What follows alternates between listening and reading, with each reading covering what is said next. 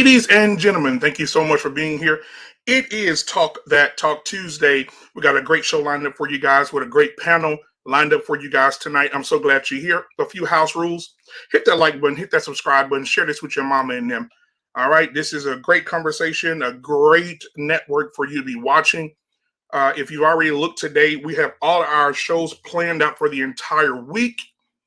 And it's going to be amazing to listen to and to take hold of what we're going to learn this week. Tonight, I'll get to tonight in a minute, but our upcoming streams, Do You Really Want Solutions, which will be tomorrow night. It's at 8:30 p.m. with Mandrell and Shushu. That's unapologetic. And then on Thursday, we'll have Conflict Communication Couples series. That'll be part 2 from last week. So if you haven't watched part 1, go back and watch that before Thursday. And then Friday is the big one. Friday says your wife is not pleased with the sex you give. That's on Friday for Barbershop Talk. That's gonna be a good conversation right there, ladies and gentlemen. All right. So it's good to be here, man. Good to see everybody coming in tonight. Thank you again. Hit the like button, subscribe button, share button, all that great stuff, because it helps the channel. It helps everything here on this network. So I appreciate you. All right. I want to go ahead and bring up some people tonight who's going to be helping me with this conversation tonight and getting through this conversation tonight. First up, that's here so far. People are still getting in, getting off work, getting the kids together. They'll come in periodically. So the first person that we'll have up tonight is Mr. Bennett. Mr. Bennett, good evening. Good evening. All right. Yes, and then we have guys, and guess who else is here tonight? We got the reckless Ray De Niro in the building tonight. Yes, sir. Yes, sir. What's going on? What's going on, fellas? So it's us 3 right now. Everybody else is still coming. I'm getting text messages. I'll be there in a little bit, running a little bit late. So we're good. All right, they'll be on the way. Let's see here. Okay, yeah, we're good. So, man, guys, how are you guys doing, man? I want to ask about how you guys are doing, what you've been up to since the last time we spoke and had great conversation. We'll start with you, Reckless, and then right after that, Mr. Bennett, you just hop right in. Oh, absolutely. Better than I deserve. You know, getting over a cold, getting over some sort of weird allergic reaction. But we persevering through. We ain't taking no time off. We don't miss. We here. That's what I'm talking about. Things are good here. Again, another great day, great weekend for the family. My niece on my wife's side graduated from medical school. She's an OBGYN, and she's already got her assignment. She's already in Orlando, Florida, about to kick that off. So again, very proud moment for the family. Overcame a lot of adversity to get there, and looking for great things out of her. Very proud accomplishment for both sides of the family. So. There we go. That's what I like to hear. Yes, sir. All right, man. Well, thank you so much again, Mr. Bennett, for being here. Reckless, thank you for being here as well. Absolutely. Now, before we start, I want to ask you guys, is there anything that you've seen out as far as YouTube or news or anything that you want to give out to the people tonight that they may not know about? I got one that's real serious. I'll let you guys go first. Well, I don't know if anybody saw what's going on up in New York. Apparently, we're paying Americans with American taxpayer dollars to let illegal immigrants live in their houses now with them. Wow. We're paying to put them in hotels. We're paying to facilitate their lifestyles once they get here illegally. And we're paying for that. Our government is paying. And now the government's offering to pay to have them live inside of people's homes that are already existing in New York. They're going to pay them rent with the money that they're taking from them to give them free stuff from us. It's our money. We're paying for it. So, I mean, I think that if you're not aware of what's going on with the situation of the people coming into this country that aren't supposed to be here and all the concessions that we're giving them, all the stuff that our government is paying for, you need to understand that that is not the government paying for that. It is us. We are paying for that. We're affording them concessions and things that they would never give to you. Wow. And we're paying for it. So Wow. All right. Well, before we even move forward, no, I'll go ahead and let you guys finish, and then we'll get back into. We have new members. We have 3 new members that just joined tonight. So, man, thank God for those 3 people. We'll get to you guys in just a second. Mr. Bennett, anything in the news that you want to? Honestly, I've kind of been off the grid a little bit. I usually stay on top of it, but I've been outside of my yard most of the week and whatnot, just grinding. So, when I come in, I just kind of downplay. I'm big into sports. I'm following the NBA Finals. I'm into boxing and whatnot. So definitely got a card coming up this weekend that I'll be checking out. But as far as like hard news, I really haven't been paying as much attention as I should. So I'll definitely need some catching up to do. Absolutely. Our Payne is in the building tonight, ladies and gentlemen, from Marriage, Politics, and Sports. Hey, how you guys doing? Doing well, sir. Good to see you. All right. How you doing? How you doing tonight, man? Hey, condolences, brother, for your aunt. Hey, thank you so much, brother. I appreciate it. Definitely. Yeah, thank y'all so much. I appreciate it. All right. So what's the question? Anything in the news? Yeah, anything in the news sticking out to The you? Travis Rudolph case is an issue that I think. Yeah. That there's a sister that just got killed by the one with the 4 kids. I have mixed emotions about it because they ain't really letting the real story out. I don't know what kind of mother I assume she was raising 4 kids by herself. She don't deserve to die. Yeah, so I saw the story today. Yeah, let me tell you what. When I heard it, I said, it was a huge debate at work today. Okay. About the story, and after we watched it, the lady was married. Okay. She had 4 children. Okay. One of her daughters went to school and did a project at school about ancestry, about your past and your history. Mm-hmm. Once she did the ancestry, her dad did it with her because you had to have a parent to do it with you. Right. The daddy did it with her, and the results came back. They're no kin at all. They're no blood related. Oh no! You mean the sister that just died? Yeah, I did. I'm gonna tell you. I'll send you the video. I'll send it to you. And after they did the little thing or whatever, and they found out they weren't related. So he said, "No, that can't be right." So I'm gonna go get them tested. I'm gonna get my daughter tested. So he got his daughter tested. That it is not his baby. He got the other 3 children tested just to make sure. He's already pissed. The other 3 children were not his either. Oh no! She told him that all the children, all of them have different fathers. Now they're married, been married for years. All 4 of the children that he's been raising, all of them have different fathers. After he told her, "I will forgive you, but I cannot be with you." After he told her that they would no longer be together, she closed down, and she deleted herself. No, this is a different woman. I'm thinking. It may be a different story. Your story may be different than. I think it's different than yours, but that's bad enough, though. Sheesh. Yeah, I think I heard that story too. So it's just a recent case with this sister. I forgot her name. It's just in the news now. Her kids were playing on this white lady's lawn.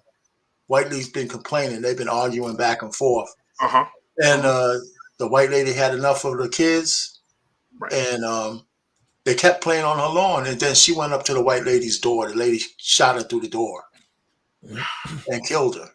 And they didn't arrest the white lady yet. I think it should just be routine that you arrest somebody when they shoot somebody, and then you go through the details after that. I'm so glad you're not in charge. Trey is in the building tonight. Trey, what's going on, my guy?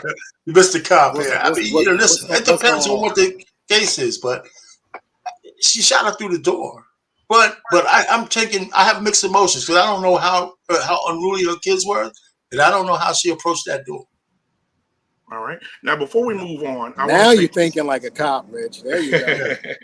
Before we move on, I do want to say to 3 people who just joined, we have Ghost Leader in the building tonight. I know Ghost Leader very well. Ghost Leader, thank you so much, man, for subscribing to the channel. We also have Quincy back, man. Quincy is in the building tonight. He upped his let's see here. Yeah, he did.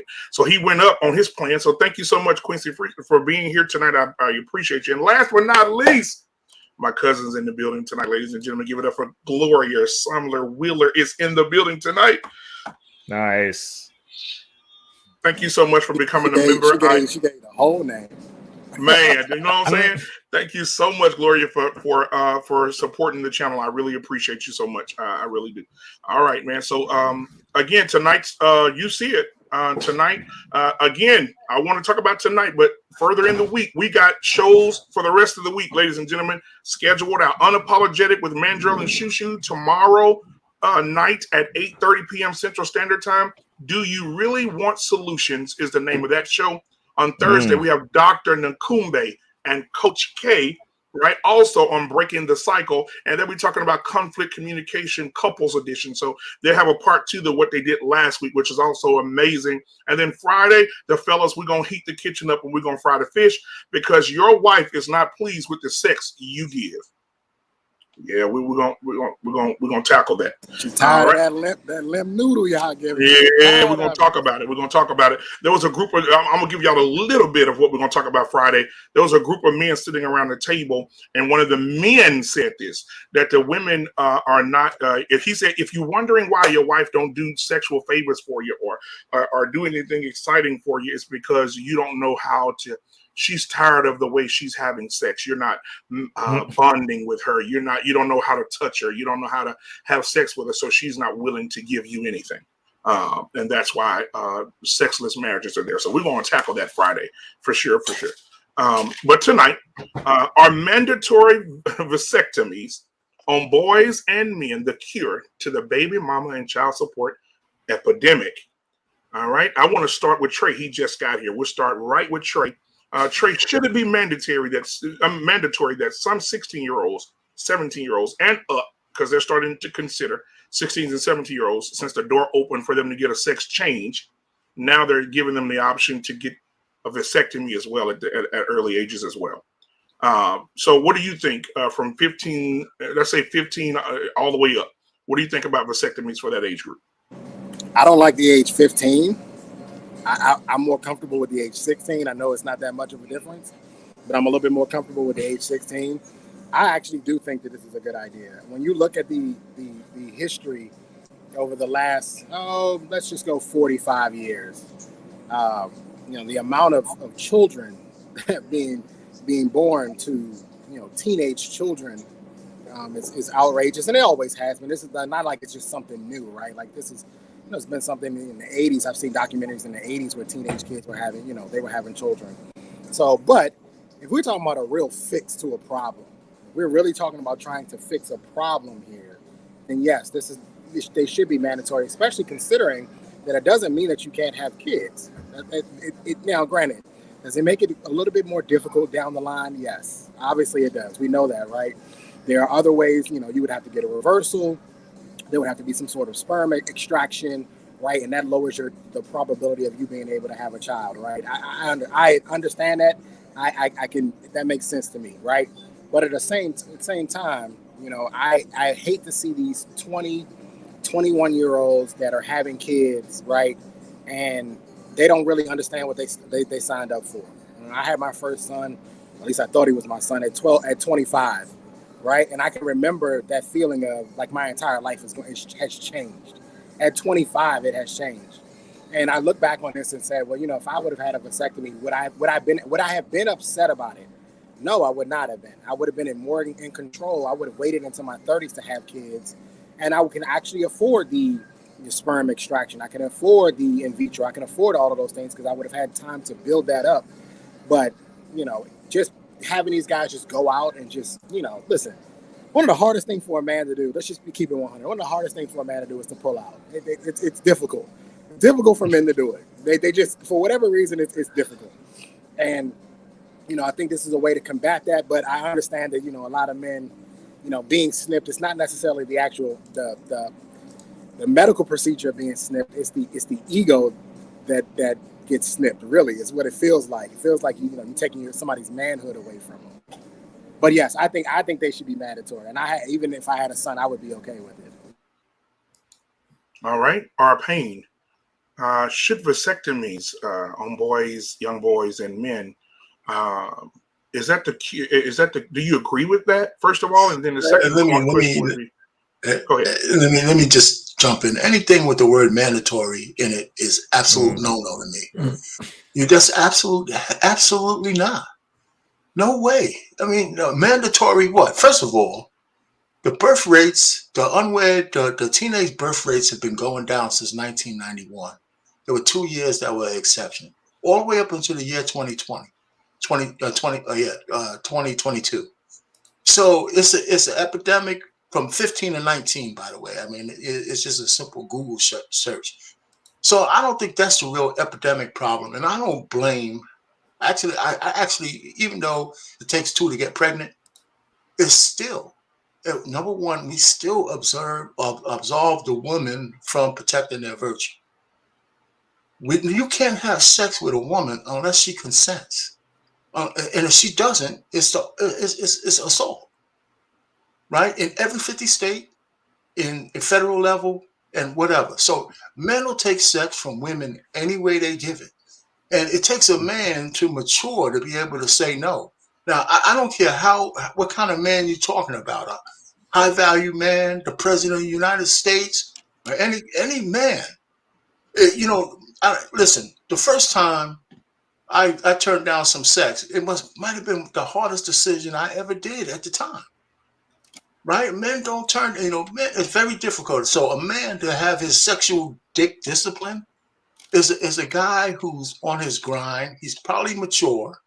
He might be in his 30s. He might have went through the Napoleon Hill rites of sexual transmutation, where he takes that energy and puts it into something else as opposed to looking to get ass. But from a man from 18 to 30, we spend a lot of energy trying to get laid. Right. But, so the vasectomy is not birth control, and it's not that reversible that these manosphere think it is. And I just think it's a dangerous position. We just got on this chick's case for having cosmetic surgery. I know this shit is supposed to be this light. You go down there and snip some shit. But the whole notion of that shit is an anathema to me.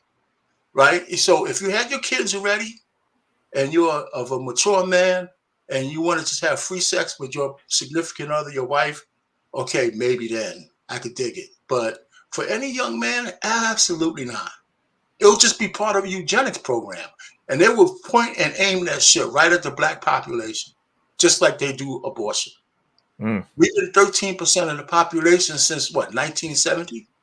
And we still are, because of, the 25 million abortions. I mean, A-words. No, the word mandatory just turns me off right away. Mr. Bennett?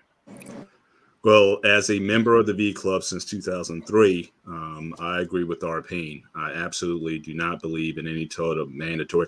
I used to think about some sort of mandatory birth control in regards to those who were welfare recipients at one point in time. So if you've had multiple children, if you got 2 kids, again, single, no parents, then, I say, you know what, get your tubes tied or something, or put you on something to prevent any more pregnancies. I used to think that. I'm revisiting that a little bit. I still go back and forth with that one for, I would say, repeat offenders, so to speak. Because obviously you've demonstrated that you have no discipline or no control at that point. So, for these single mothers to have 5, 6, 7 kids and whatnot and milking the system, I just thought that, in those cases, I could certainly make a case for some sort of, if not sterilization, some sort of forced, if you will, contraceptive to prevent them having future children. But as far as for guys, as Rod Payne said, from what I was told, I don't know what the technology is now, it's mostly not reversible. And so to have men on that, I think you're doing a lot of risk there. And then also, again, I don't think, if you think the hookup culture is bad now, I only see it increasing if young men are allowed to have unfettered sex without the risk of pregnancy. But then you also have diseases and other things that you also have to be mindful of. So I think you open up Pandora's box even more when you let that out. So I would be against that. I'm not against vasectomy. Like I said, I have my 3 kids. And after my 3rd child, a few months later, I got it done. And, certainly for when that, you're not wanting anymore, then, by all means, I think it's a viable option for men. And, so only under those circumstances would I recommend it. All right, Reckless. Am I allowed to be reckless this early in the show? Yes. during Pride Month. When are you not? Okay. I don't believe in transgender surgeries for children. That's my thought on it. Is it reversible? Yes. It's 95% reversible, but will you be able to reproduce? Questionable. Yeah. Over 5 years, most likely not. Not yet. Now if you're gonna snip a kid at 16, he most likely ain't getting that done within 5 years. We already are not at the replacement rate for the bodies that we need so I can get my damn sandwiches. Okay? We're already not making enough people. So at some point, Right. I'm not going to get my sandwich. Okay? And I'm already upset about that. So now I got to figure out a way to get a robot to make these sandwiches. Then I got to worry about getting my packages delivered. And now we got to get a robot to deliver my packages. And then we're talking about just making it so that kids can't have, so that these kids are going to grow up and never be able to reproduce. That's going to sterilize an entire generation if we actually went through with that. Also, Robots are coming, if though, we're, whether you want them or not, though. also, if we're going to go that route, then like, why can't they be toaster ovens then? Why can't they be Dodge trucks, right? Like, I mean, if we're just letting everybody do everything because we're going to just placate to the whims of the children because they're here. Most people, and I'm going to say this, most people are stupid. Most children are definitely stupid. Okay, so they're not capable of making decisions. And now we have children who have stupid parents who are playing into this shit that made them. And I'll go back to nobody asked to be here. But when we talk about potentially sterilizing people, because that's also been perpetuated against our community. People went in and thought they were getting vaccines, and then they found out that they could never reproduce because people didn't want them to reproduce. Right? When we're talking about doing this to somebody who's going to forget, when I was 16, I could barely remember to take my lunch. I could barely remember to take my lunch money to school. You think they're going to remember that they got their balls snipped within a 5-year window to get it undone when they're 21 and apparently more mature than they were at 16? I wasn't. I wouldn't have remembered. I forgot my lunch last week. I'm almost 40. I mean, that's a whole lot of responsibility to put on a 16-year-old. I'm just saying, I don't know that that's a good idea. I do agree that if you've had your children and you've done what you wanted to do and you're done and you don't want any more kids, I rock with that. But like they said, like the teen pregnancy rate has been on a decline. These chicks are all getting knocked up by the same 10 dudes, apparently. Most guys aren't getting touched, period. So like the concept of a 16-year-old who already ain't figured out how to put 2 and 2 together, that probably ain't never going to smell no draws. Like, he ain't getting laid anyway. To put that man who's going to have to work hard to win later, to also tell him that now he can't have legacy because he forgot that he had his balls clipped at 16, that doesn't sound like a good idea. Definitely not something that should be mandatory. If they made it mandatory, it would be for the reason of further depopulating this planet. I'll digress. Man, I think that I agree with a little bit of everything everybody said. I think kids that young, it'll be hard because you got to think about it. In a year's time, most doctors that I've listened to today, because we have to do our research here as content creators before we get up here talking, right? Because I don't want to be proved to be a liar. But most doctors in videos that I've watched today, they said after 12 months, it had already dropped 19% after a year of you being able to have a child. So imagine after 5. After 5, you're damn near sterile. So you're not going to be able to. So if your son, got a vasectomy at 16, when he meets the woman of his dreams and she wants 4 children, he won't be able to provide that. So, I mean, it's between a rock and a hard place because now we understand that men are being trapped, bamboozled, bullwinkled with these babies. There are men who are raising children right now who are not theirs. We just got through talking about a man who are raising 4 children. Oldest is 14, youngest is 6. and all 4 of the children were not his, and he was raising those children like they were his. And his wife told him that all the children were by different men over the time period of their marriage. So we're in a world where men are not. It's not good for a man to get a baby. Now it's good for a woman because she has everything offered to her. She's going to, like our Payne said earlier, she has everything. The world will be laid in her lap. You can't take care of that baby. Here's housing. You can't feed that baby. Here's food. You can't feed that baby milk. Here's WIC. Here's the food program for WIC. Right? If you can't pay $500 a month, or you can't pay $1,500 a month in rent, not a problem. Housing, $40 a month. Would that work for you? Right? So, but on the other end, men cannot at whatsoever play these games because you're in trouble. Right? And I say this, and my son starts to laugh at me when I say it, but he knows I'm serious. I say, son, do not go out. My son is 15. He'll be 16 tomorrow. I said, son, don't go out and get a girl pregnant early, because you know what will happen? You're going to get your check, and there's going to be a picture of her on the check stub like this. Right? She's going to show you. Right? But I need some women on this panel tonight, ladies and gentlemen. We got Hey Baby in the building tonight. Let's give it up. Hey, y'all. All right. Anissa, you can feel comfortable to come up now, Anissa. I sent you the link. Come on up. We'd love to have you, a woman's perspective tonight. Welcome to the show tonight, Hey Baby. So what is your thoughts on young men getting vasectomies? For one thing, I don't believe in altering children. Okay. So that's a no right there. And I'm not going to act like I know the future for each and every person. So it's on them. If they show up and they're irresponsible, then you do vasectomies. Then you sterilize the women who are popping out babies. Okay. Right. And they're not taking care of their kids. They're using the government to take care of the kids. Ain't no way some of these women should have 8 damn kids on the government's pay. Bitch, give me my money back. What you say? You said what now? You say tell her what now? Bitch, give me my money back.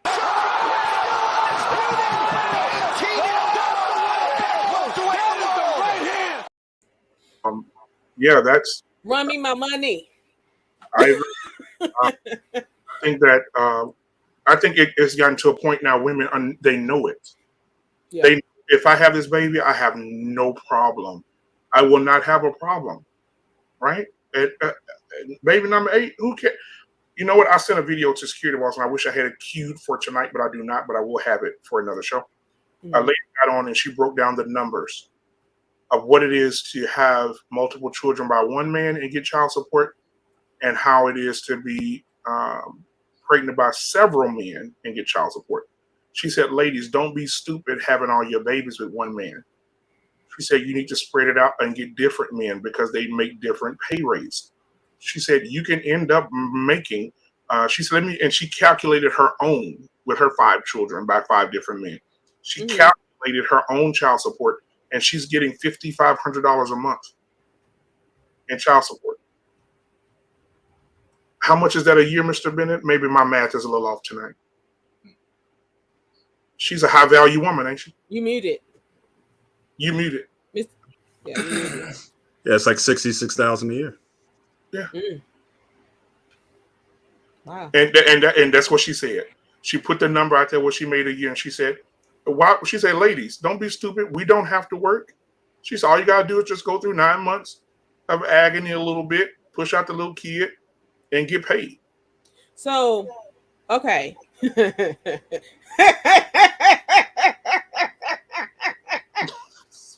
at Trey. Look at Trey. Trey said, "You can stop it."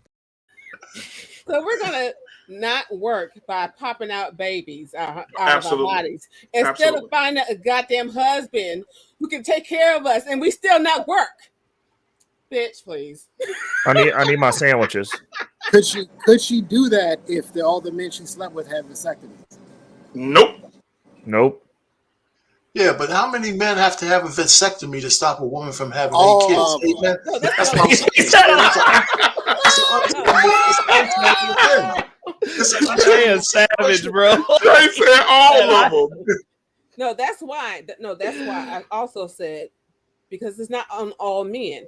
Some of these females out here tripping, they need to be sterilized.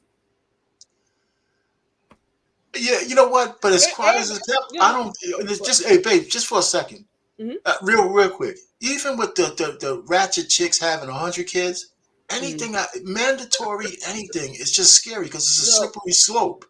It's a slippery slope. It really is. But that's not. I'm not saying it's mandatory. Aren't your taxes mandatory? So what? Aren't your taxes mandatory? Shouldn't be. Yeah, taxes are mandatory. Yeah, They that's shouldn't not the same be. thing as somebody altering your body. Whether they should be or not, they are. Well, 100%. But okay. Are speed limits mandatory? Are they absolute? Yeah, it's not the same. Yeah. But I mean, being black and being a slave used to be mandatory as well. That doesn't make it a good law. Well, that's irrelevant. It doesn't. It is not irrelevant. Like, you just asked if we're gonna do it because it's mandatory. I'm not picking cotton if they make it mandatory, bro. You don't pay your taxes.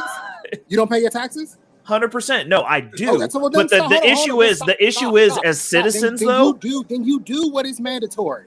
You just admitted to it. You do what is mandatory. Who does this system work for, though? Who does it work for, though? I don't care. You keep trying to make this a political issue. I don't care. It is a political issue if we're talking about doing what's mandatory just because someone said so. It's not. I'm not going. Those are arbitrary things, though. I'm not going down that path. But what are speed limits for? What is it for? It's a means to extract an additional tax from pedestrians. That's all that is. It's not about safety. It's about governments making money. What are you talking about? Hey, Ray, let me ask you a question. How many kids have you scraped up off of the ground because somebody was speeding in that residential neighborhood? How many? Fair enough. How many have you scraped up? Fair enough. But my question is, how many people have you saved? How many people have you saved? Because is it used as a means of income by the state? Is it or is it not? Answer the question. It's for public. You have quotas, bro. Don't talk to me like I don't. No, we don't have quotas. I don't know where you guys get that from. Yes, you do. You're a liar. You were lying. My mother ran gang squad for KCPD, bro. Do you want me to have her tell you? We can get her on a panel and she can tell you about quotas for traffic cops. You want to talk about secondhand knowledge, or you want to talk about firsthand knowledge? Let me know which one. You want to talk about what your mama knows, or you want to talk about what I actually know? You're telling me that one police officer I'm asking says the question, right? the traffic cops have quotas. Your mama knows? Do you want to talk about what your mama knows, or you want to talk about what I did for? So is there a specific reason why y'all are out more often towards the first of the month when everybody gets their checks in? I don't know. Is there a reason that's when you guys crack down on it? I don't know. I never did that. We never did that. I don't know what you're not were you a traffic cop? Yeah. Every officer is a traffic cop. No, you're not. You're lying. Yo, but Trey, relentless Trey. That's like literally a job. Like, there's cops that literally do that all day. Hold up. Can't nobody step on or squash somebody's own experience. I don't care what you heard from who. So Trey is saying this is my experience, respect that. Okay. So Trey's in the one city that doesn't have traffic cops. That's fine. Okay, that's fine. No, I said Trey doesn't have that experience. Hang on. Every city, every jurisdiction, every municipality has traffic officers. Every single one of them. Now, they may not be called traffic officers, but they work traffic. So every single one has one. Okay. And I'm telling you, there are many municipalities, many jurisdictions that do not have quotas. It is against their general orders. They cannot do it. Now, granted, does Highway Patrol maybe have a quota? Sure.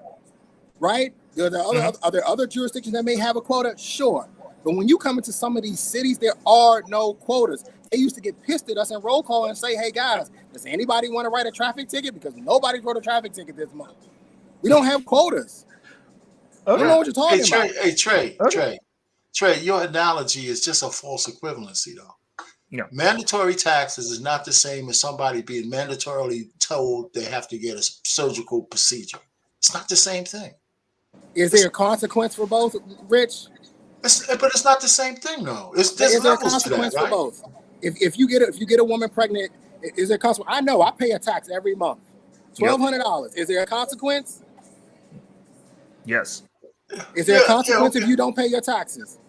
I'm not arguing that. I'm just saying, just because that's mandatory doesn't mean that mandatory vasectomies or sterilization is equivalent to that. It's just not. It's okay, Trey. You gonna win that one on the back end once they start dictating exactly where that money goes. You all have your balls clipped because it's gonna ruin your ego. Let's just keep it honest. No, you don't want to do it. No, I don't. Do it because you're gonna feel less of a man. Trey, you feel like somebody took something from you. Trey, I'm gonna tell you straight up, Trey. I speed all the time, bro. I just don't. So do I. Right? Okay, so I'm just saying, like arbitrary rules that are stupid, I just don't follow those ones. But if I got pulled over for reckless driving, I would understand why. 100%. I take my tickets, bro. What are you talking about? I pay them. I pay my additional extortion fee. It's cool. What happened to JT? He was just up here. He said he'll be back. He's fixing his camera. But the issue. Oh, go ahead. Oh, I'm just explaining what I said. Did you hear me say mandatory anything? No. It's a consequence. I think the question was mandatory, though. Right, but I don't believe in mandatory. But you did. But you have to prove yourself to be severely irresponsible to have these consequences. You know what I'm saying? Bae, do you think that's a little? Do you think that's a little retroactive, though? You think that's a little like you're saying after they've already sort of abused the system? No, now we kind of go back. No, there's going to be a number, right? There's got to be some kind of number based if they're irresponsible and they're not taking care of the kids, they don't have a both parents in the house kind of thing, you know, two parents or whatever, or some kind of community to raise your kids in, to where you're taking most of the grunt work and paying for the kids and not putting on the government, which is taken out of our taxes. You know, facts. Something has to be figured out. But you were still, because you shouldn't make it to like 6 and 8 kids, man. No, like I said, I agree with that for a long time, and I'm still, like I said, I'm torn going back and forth between that. But it's still mandatory. I mean, whether you said you don't want to call it, when did you ever say mandatory? But if you're saying at a certain point you need to get sterilized, that is mandatory. So, again, we may disagree over the number. You know, I'm like Monopoly. You get one get out of jail free card, and or two. They say you get up to 2 in a game, but you know, you get one get out of jail free card, and after that, then you're off the payroll. So the difference is though, you're not putting this on everybody. Mm-hmm. You know what I'm saying? No, because that not I agree everybody's going to be irresponsible. If we're comparing it to mandatory vasectomies for 16-year-olds before they've done anything, that's different versus someone who's proven by their actions they've been irresponsible and you have rights taken away from you. So it's like, you know, again, if you have too many traffic violations, you're going to get your license taken away and you won't be able to drive. So, you know, so I can see in that manner how something like that would work. But to say to put the restrictions on before you even get behind the wheel, I didn't say that though. I don't know if you feel. No, I know you're not. I'm saying the difference between having a mandatory vasectomy for every male in America at 16 years old versus someone who's proven irresponsible. They've had 3-4 kids already, no husband or whatever, milking the system, or at least you get to a point where you cap off saying, look, we're not paying. So even if you didn't want to sterilize it, you can say as a government, say, look, we're not paying for any more kids. Yeah, this is our cap. So you're going to have to make that soup go a little, you know, pour some water in the soup and make it go a little long because we're not giving you any more money. Mr. Bennett, you know what that sounds like to me, Mr. Bennett? That sounds like when you go to vehicle driving school and they tell you don't pay attention to what you don't want to hit. So, you know, they tell you if you don't want to hit the cone, don't look at the cone. And then people look at the cone and they hit the cone. Ooh. All that sounds like I've never heard that. That's awesome. Yeah, that's what they teach you in vehicle driving school. They always teach you to look ahead. You always well, you should know how to do that if you drive, period. But you always look ahead at what you're looking at. But if you stare into something that you're trying not to hit, more than likely you're gonna hit it. That's just the way it works, right? So if we tell people, well, your cutoff is 3, most people are gonna try to get to 3. They'll get to 3, but they shouldn't. But like I said, we can debate over the number. Like I said, one get out of jail free card. All right, Yeah. and call it a day. I wouldn't necessarily have a problem with that. Okay, so guys, if we're gonna go that far, then like, why don't we look at the numbers, run the statistics, and based on probabilities, we'll get the people that are more than likely to start producing all these babies. Right? We're gonna get all the bandits. We're gonna make them wear a special insignia on their clothes, right? So they got to walk around in these clothes, and then we'll have them go around, and then eventually we'll send them off to these camps, and they never come back. Boy, that sounds Why don't like we do that? Hunger Games. Why don't we do That that? sounds very familiar. Right? It does. Yeah, bro. I'm just saying. I'm like, hey, if it's mandatory, let's get it. No. So here's the thing, right? No? Here's the thing, right? I'm either all or none. It's either everybody gets the same fate or nobody gets the fate. I don't believe in, you had 3 kids, so now you get treated this way. Yeah.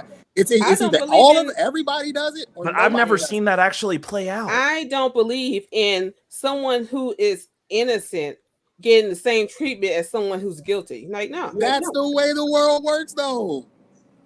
Well, The gun laws right now, they hurt law-abiding citizens way more than they More. hurt Yep. Agreed. And let me give you an example of that. When the I gun walk is into, guns are object. right? But When I walk Trey, in, you do have let me freedom say of mobility. Let me say this real quick. I walk into Yeah. a restaurant, I see a sign that says "No guns here," and they put down they got the ordinance down there. You have to gun back to the car. The bad guy comes in with his. He's not worried about what that sign says. Yep. He's gonna come in and just go to work, and that means I'm a law-abiding citizen. I did the right thing by putting it in the car, but now I'm dead because a guy that didn't want to follow the rules came in and sprayed everybody. Hey, So that happened to a daughter, unfortunately. She left her gun at home or in the car. But either way, because of whatever law they had out there, she didn't have her gun on her, and her dad was killed at the restaurant. She was out with both her parents, and the dad got shot. Now, I'm going to show y'all something real quick. Before you go, Rick, because I swear I'm going to let you right after this. I want to share this screen with you guys real quick. I know you saw it already, Reckless, and Trey, you probably have too. But there is a guy who used to be the education secretary of the United States under Reagan. He also worked for George Bush.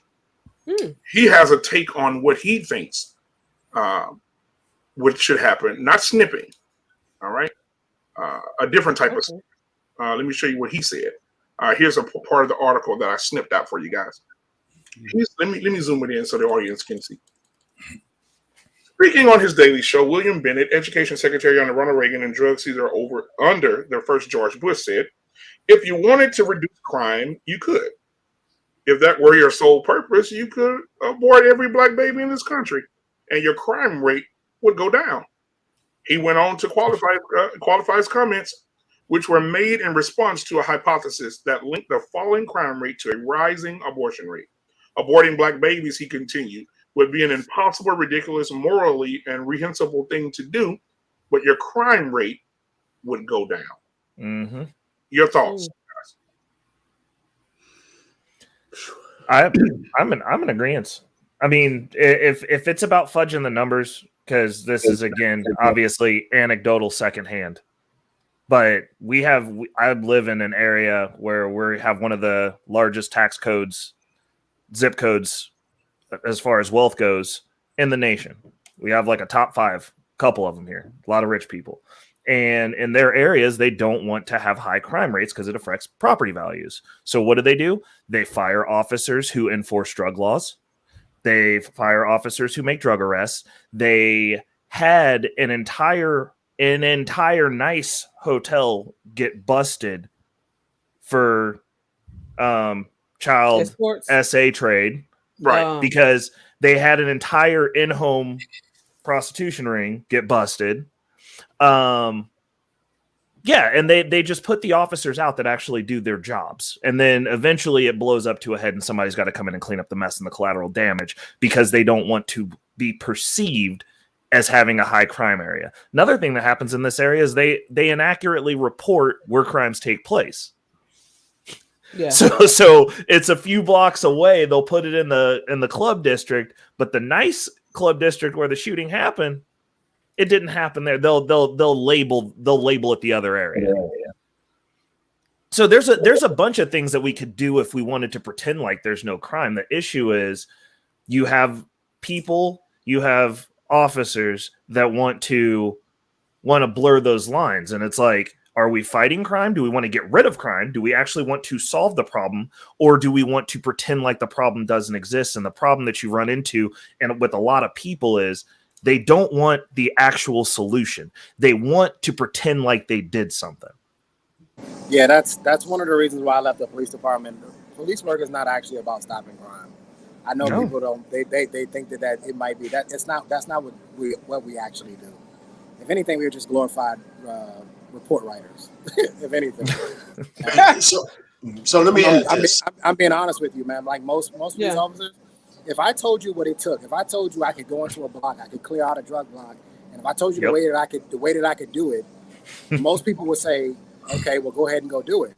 But when you go into, a lawyer's office or an assistant U.S. attorney and tell them, listen, this is what I need to be able to clear this block out, they're going to tell you, yeah, you can do it legally, but we won't prosecute anybody.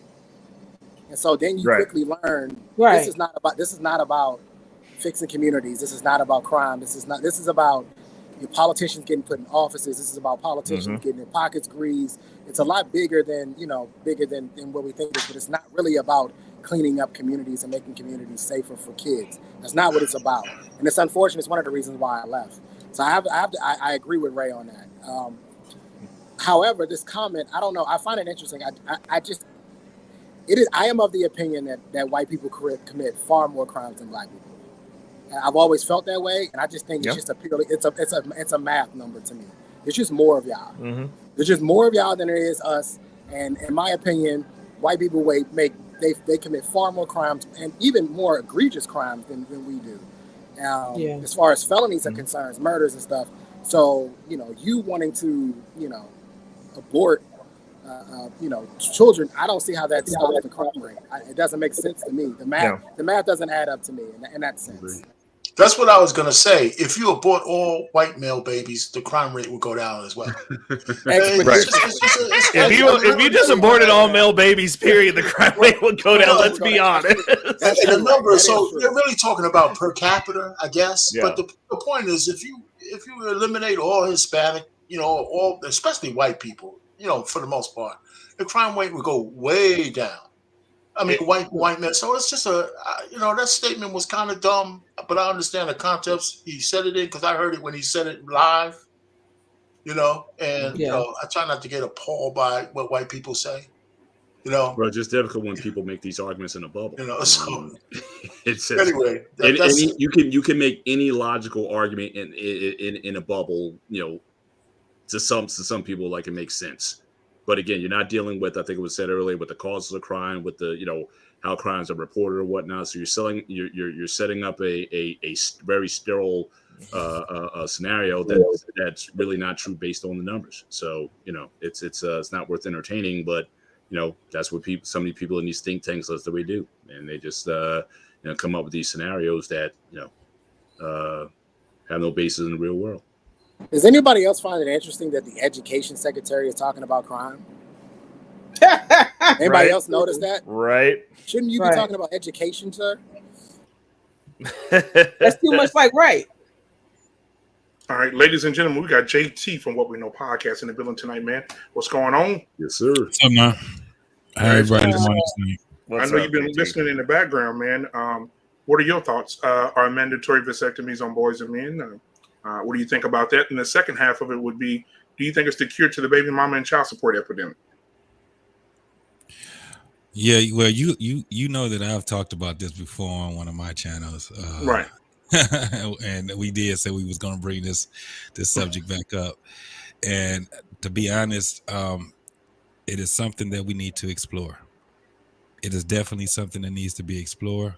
I don't think that it's one or the other way. I don't think that that's a long-term fix. It's going to be a problem with population also.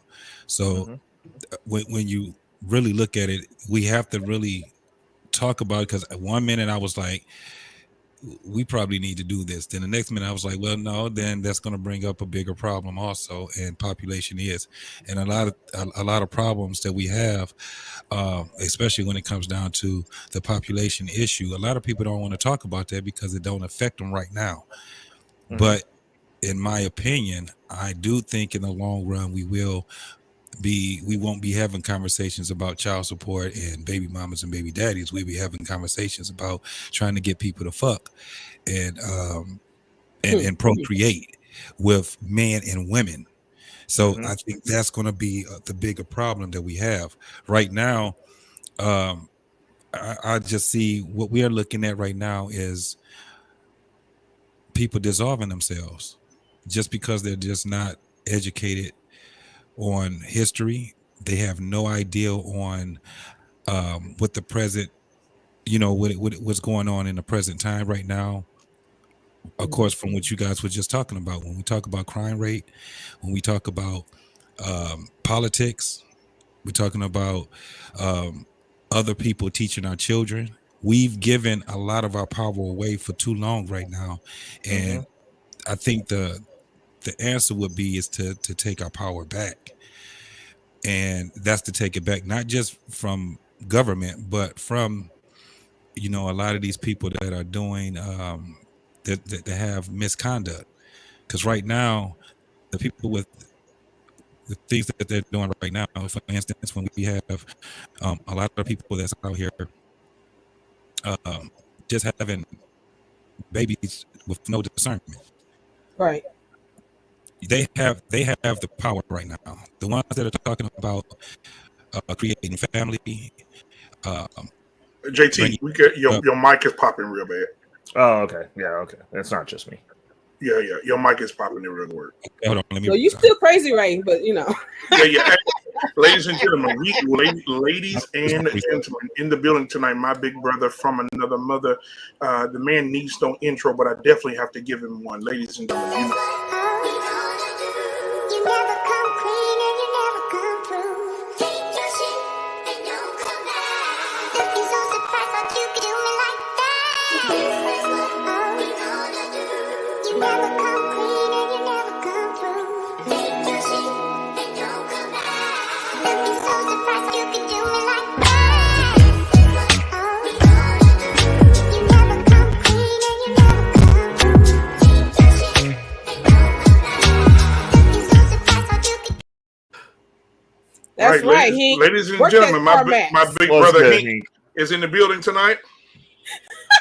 Boy, yeah, I swear every time I see a video, boy, I realize you ain't shitting more and more every goddamn day. What's up, Hank? Congratulations, bro. Yeah, yes. Thank Hey, you, listen, sir. Thank you. I definitely, I was Jones, man. Thank you, Mr. Bennett, because I was definitely gonna say that too. And man, to see him today, a black man with his black son, being a father, and seeing the dynamic between him, the father and the son today when his son graduated, amazing, guys. Man, if you follow Hank, he posted it Congrats. everywhere. So this, man, shout out to Hank for riding with his son, man. Being that support system to your son, man, and getting him to where he needs to be. Now he's going to the next level of his life. And so shout out to him. Also to you, Hank. I want to give you your flowers, brother. Thank you for hanging in there with him. Thank you for being the father that you needed to be and to helping your son get to where he needs to be. Man, much love to you, brother. I appreciate it, but you ain't got to do that. It's just my job. It's who I am. So, it's what I got to do. I have no choice. Absolutely, brother. Absolutely. Yes, All sir. right, man. Yes, sir. So, Hank, was it mandatory? Uh-oh. You said what? You said what was mandatory? Was it mandatory? We're talking about mandatory tonight. Was it mandatory that you be a dad? If I impregnate my wife, yes, it is. There it is. Am I That's all I good, need to man? hear. That's it. That's Am I all I good? needed to hear. Absolutely. So, It is mandatory for me to do what I need to do. Now, for those who don't, fuck you. right. And now, Hank, how do you feel about the mandatory vasectomies on boys and men? Do you think that should happen? And the second half of that, do you think that will be the cure to the baby mama and child support epidemic? Mandatory vasectomies. No, I don't. Look, I'm all for less government as much as possible, man. And so it sounds like another opportunity for the government to get involved. No, sir. I do not believe it, especially on boys. Hell no. Right. So, but I mean, as a man, you need to just make that decision on your own. Look, I after I had my son in 2005, 2006, I got a vasectomy. You know, and the reason I did it because stories about women getting their tubes tied and then open them up to possible certain cancers. And I say, look, there was no high risk for me to do it. I'm done. I'm not having no more kids. He was it. I got my daughter. I got my son. I got my pair. I'm good. So I don't have no problem doing that. Yeah. Hey, black man, is my mic good now? Yeah. Yeah, you good, sir? Yeah, that sounds good. Yeah. So yeah, go ahead. You want to say something? Go ahead, baby. Yeah, I was just gonna say you spoke of women using the babies to trap the men. It doesn't just go that way. Sperm donor try to use our baby to lock me in because we have a baby together. I'm like, no. Yeah,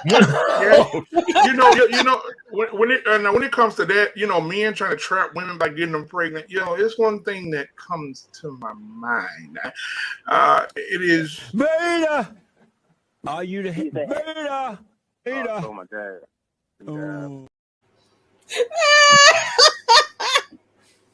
Can't trap nobody if you got a vasectomy.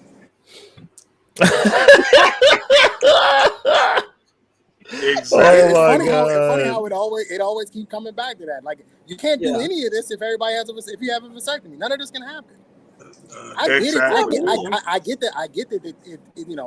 It sounds bad, but a lot of these problems can be stopped if you can't have no babies. You can't trap a woman if she says no either. Oof. You can't trap her if she says no.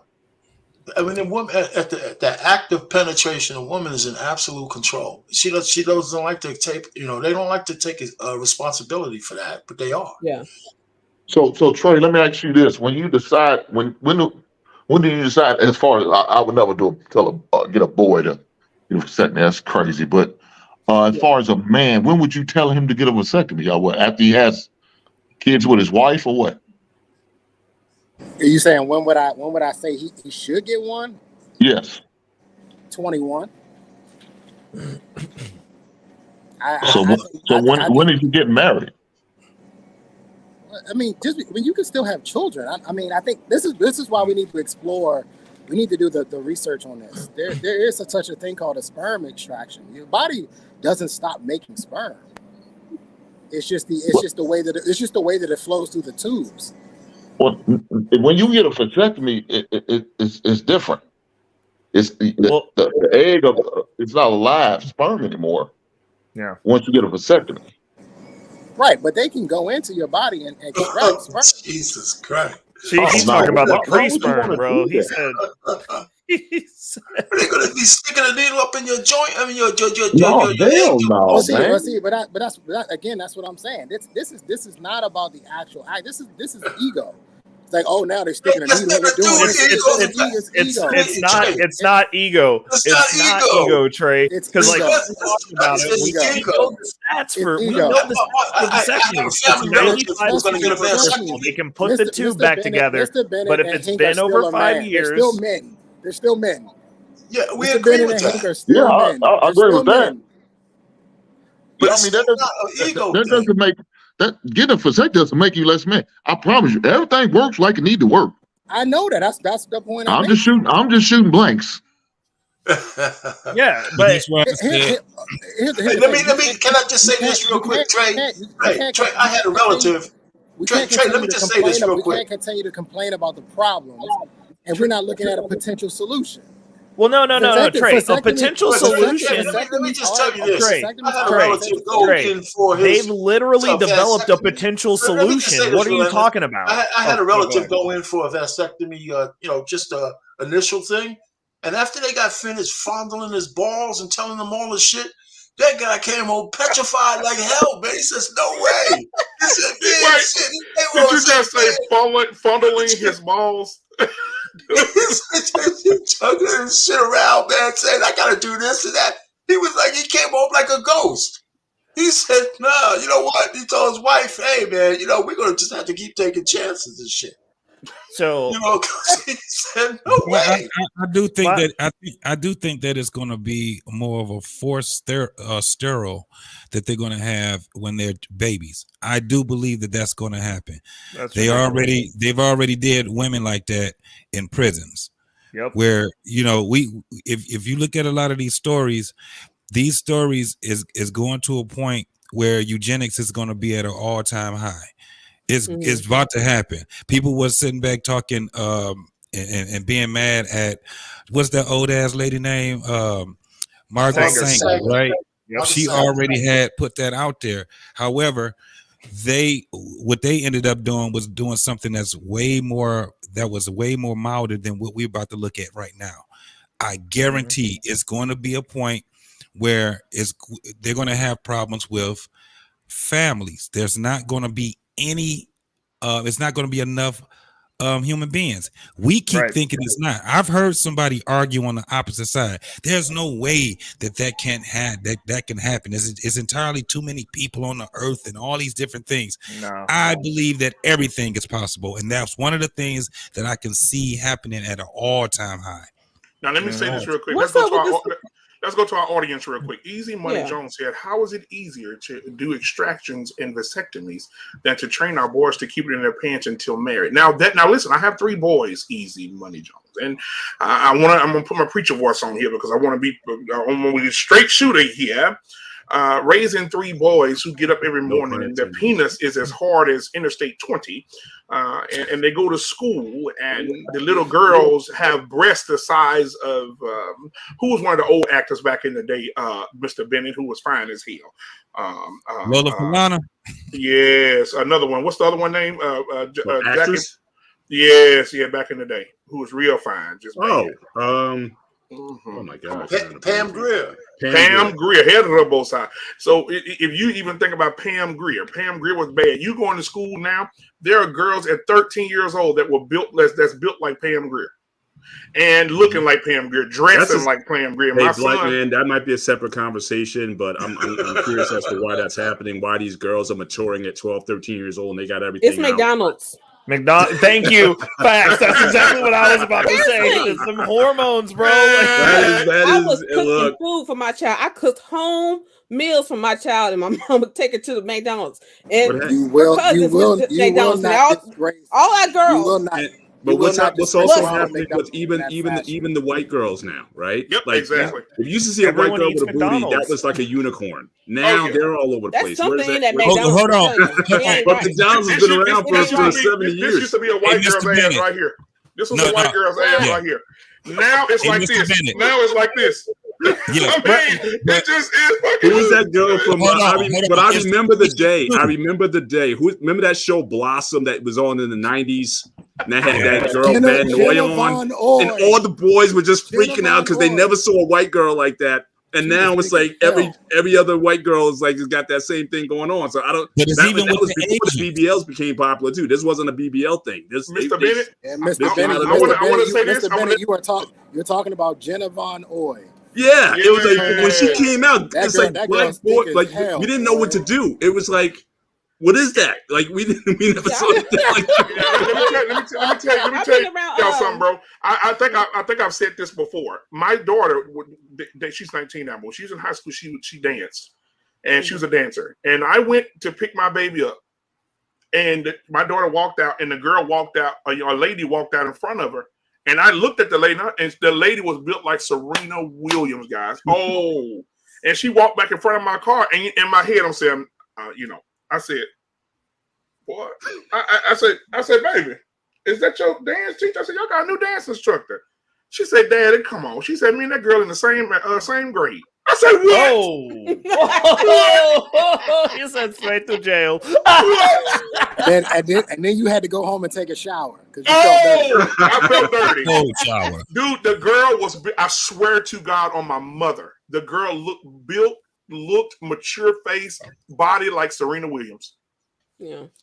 Hey, but look, it's the Asians too. It's crazy. Oh yeah, them Asians that came through. And this is why them boys. This is why these boys need to get snipped, because girls Exactly. Exactly. They can't control themselves, man. Listen, I've been there. Going out here, every flavor of dump trunk available. At 14. You can't control yourself. A lot of these guys, the Asian Indian women are still lagging behind. Themselves. No pun intended. So Trey, can I challenge him on this? Yeah. Hold on, just a second. Those girls that's built like that, they are more aggressive than the boys are now. Your son don't stand a chance. You got to start talking to your boys because I'm telling you, man. Save him. Well, no. So, go ahead, JT. JT want to challenge that. Go ahead, JT. That's what I wanted to ask, because this is what I said. This is what one of the things I was saying that needs to be explored. Do you think that it actually would be conducive for a young man at 21 to be snipped at 21? Now, when you look at some of these studies, it doesn't mean that because they get snipped that it's reversible. A lot of people tell you that there's a high chance for it not to be reversible also. After 5 years is basically that's not. why I think it should be. Yeah, I think it's after 5 years. It's not. Right. Yeah. So that's kind of like my pushback on it. I'm right there where I'm like, no, man, we need to get these young men to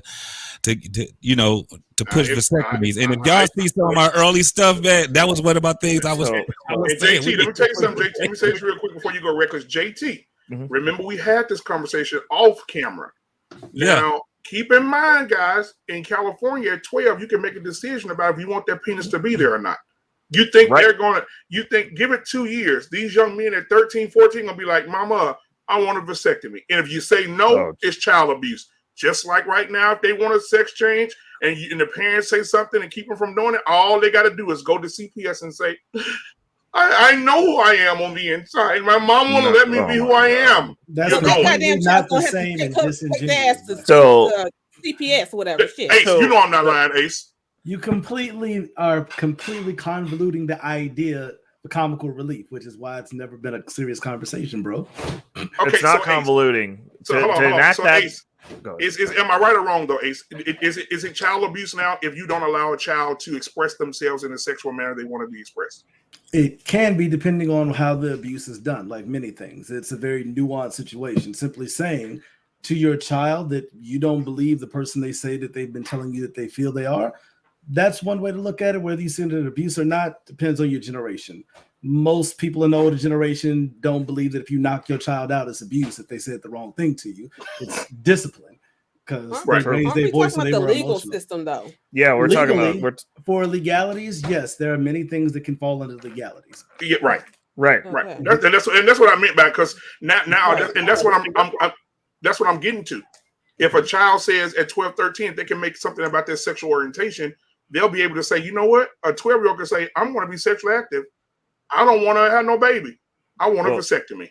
But I mean, black man, it's deeper than that. I mean, at what point are they not children anymore then? If they can make those decisions, like exactly. There you go, right. There you go, Reckless. You're not. You guys are. The disingenuous part of this is that people like Ace want to come in and say that what you're saying is disingenuous, when literally the way that this is going and the laws that they're trying to enact, the things that they're trying to normalize, have already laid this out.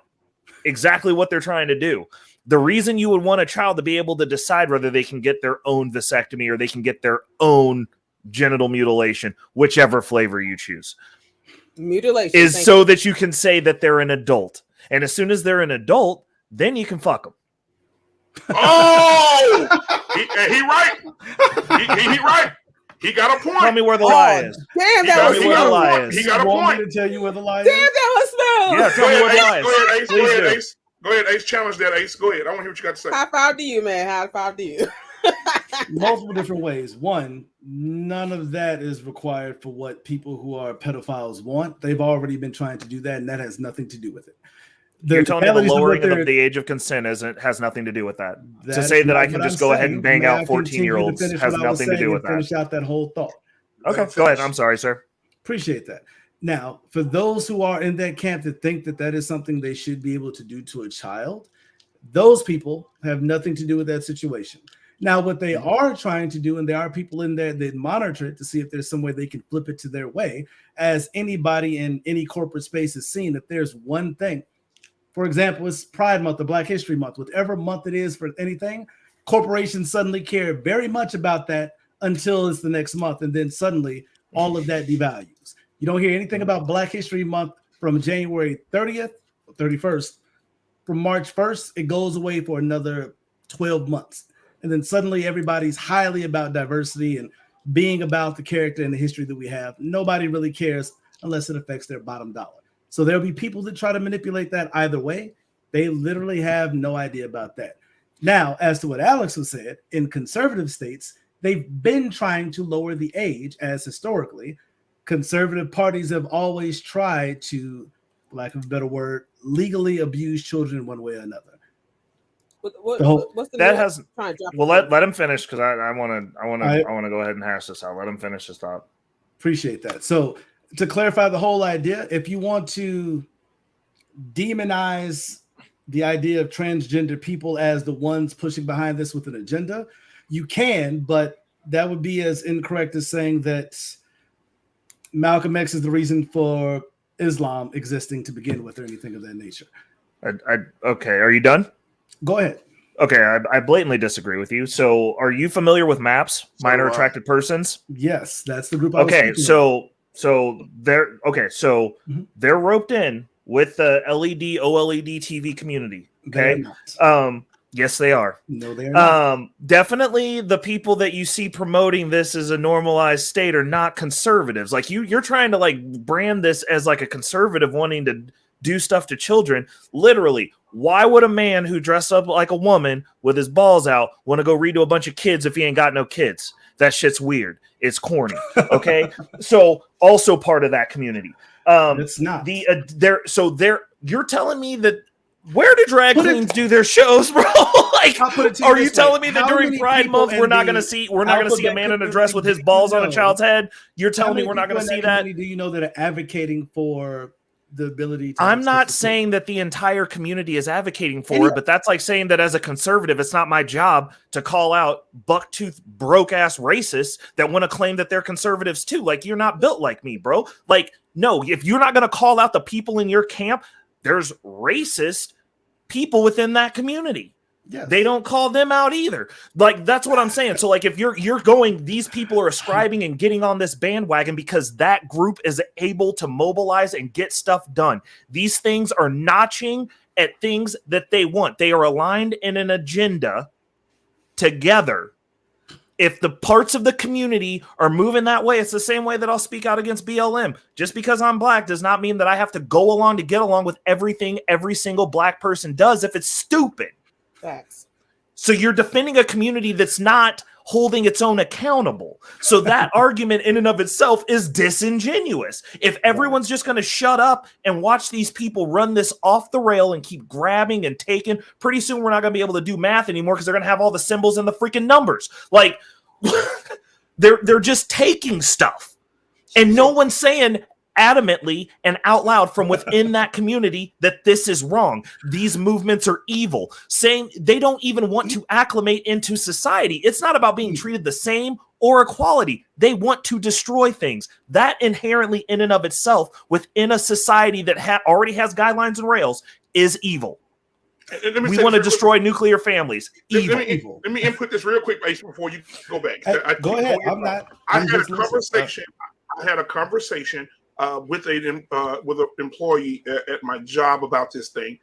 They said he was a white lady, of course. She said, "Well, in Chicago, you may be a good guy, but those guys in Chicago are part of your community, and you need to take responsibility for what happens in your community. Where if you're good or not, there's still black young men taking each other out in Chicago every day."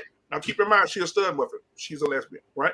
So she said, every day, right? And then I said, well, you're right. I said, he's mine. I said, you know what? Those black dudes, you know what? They are a part of the community, and black men should stand up.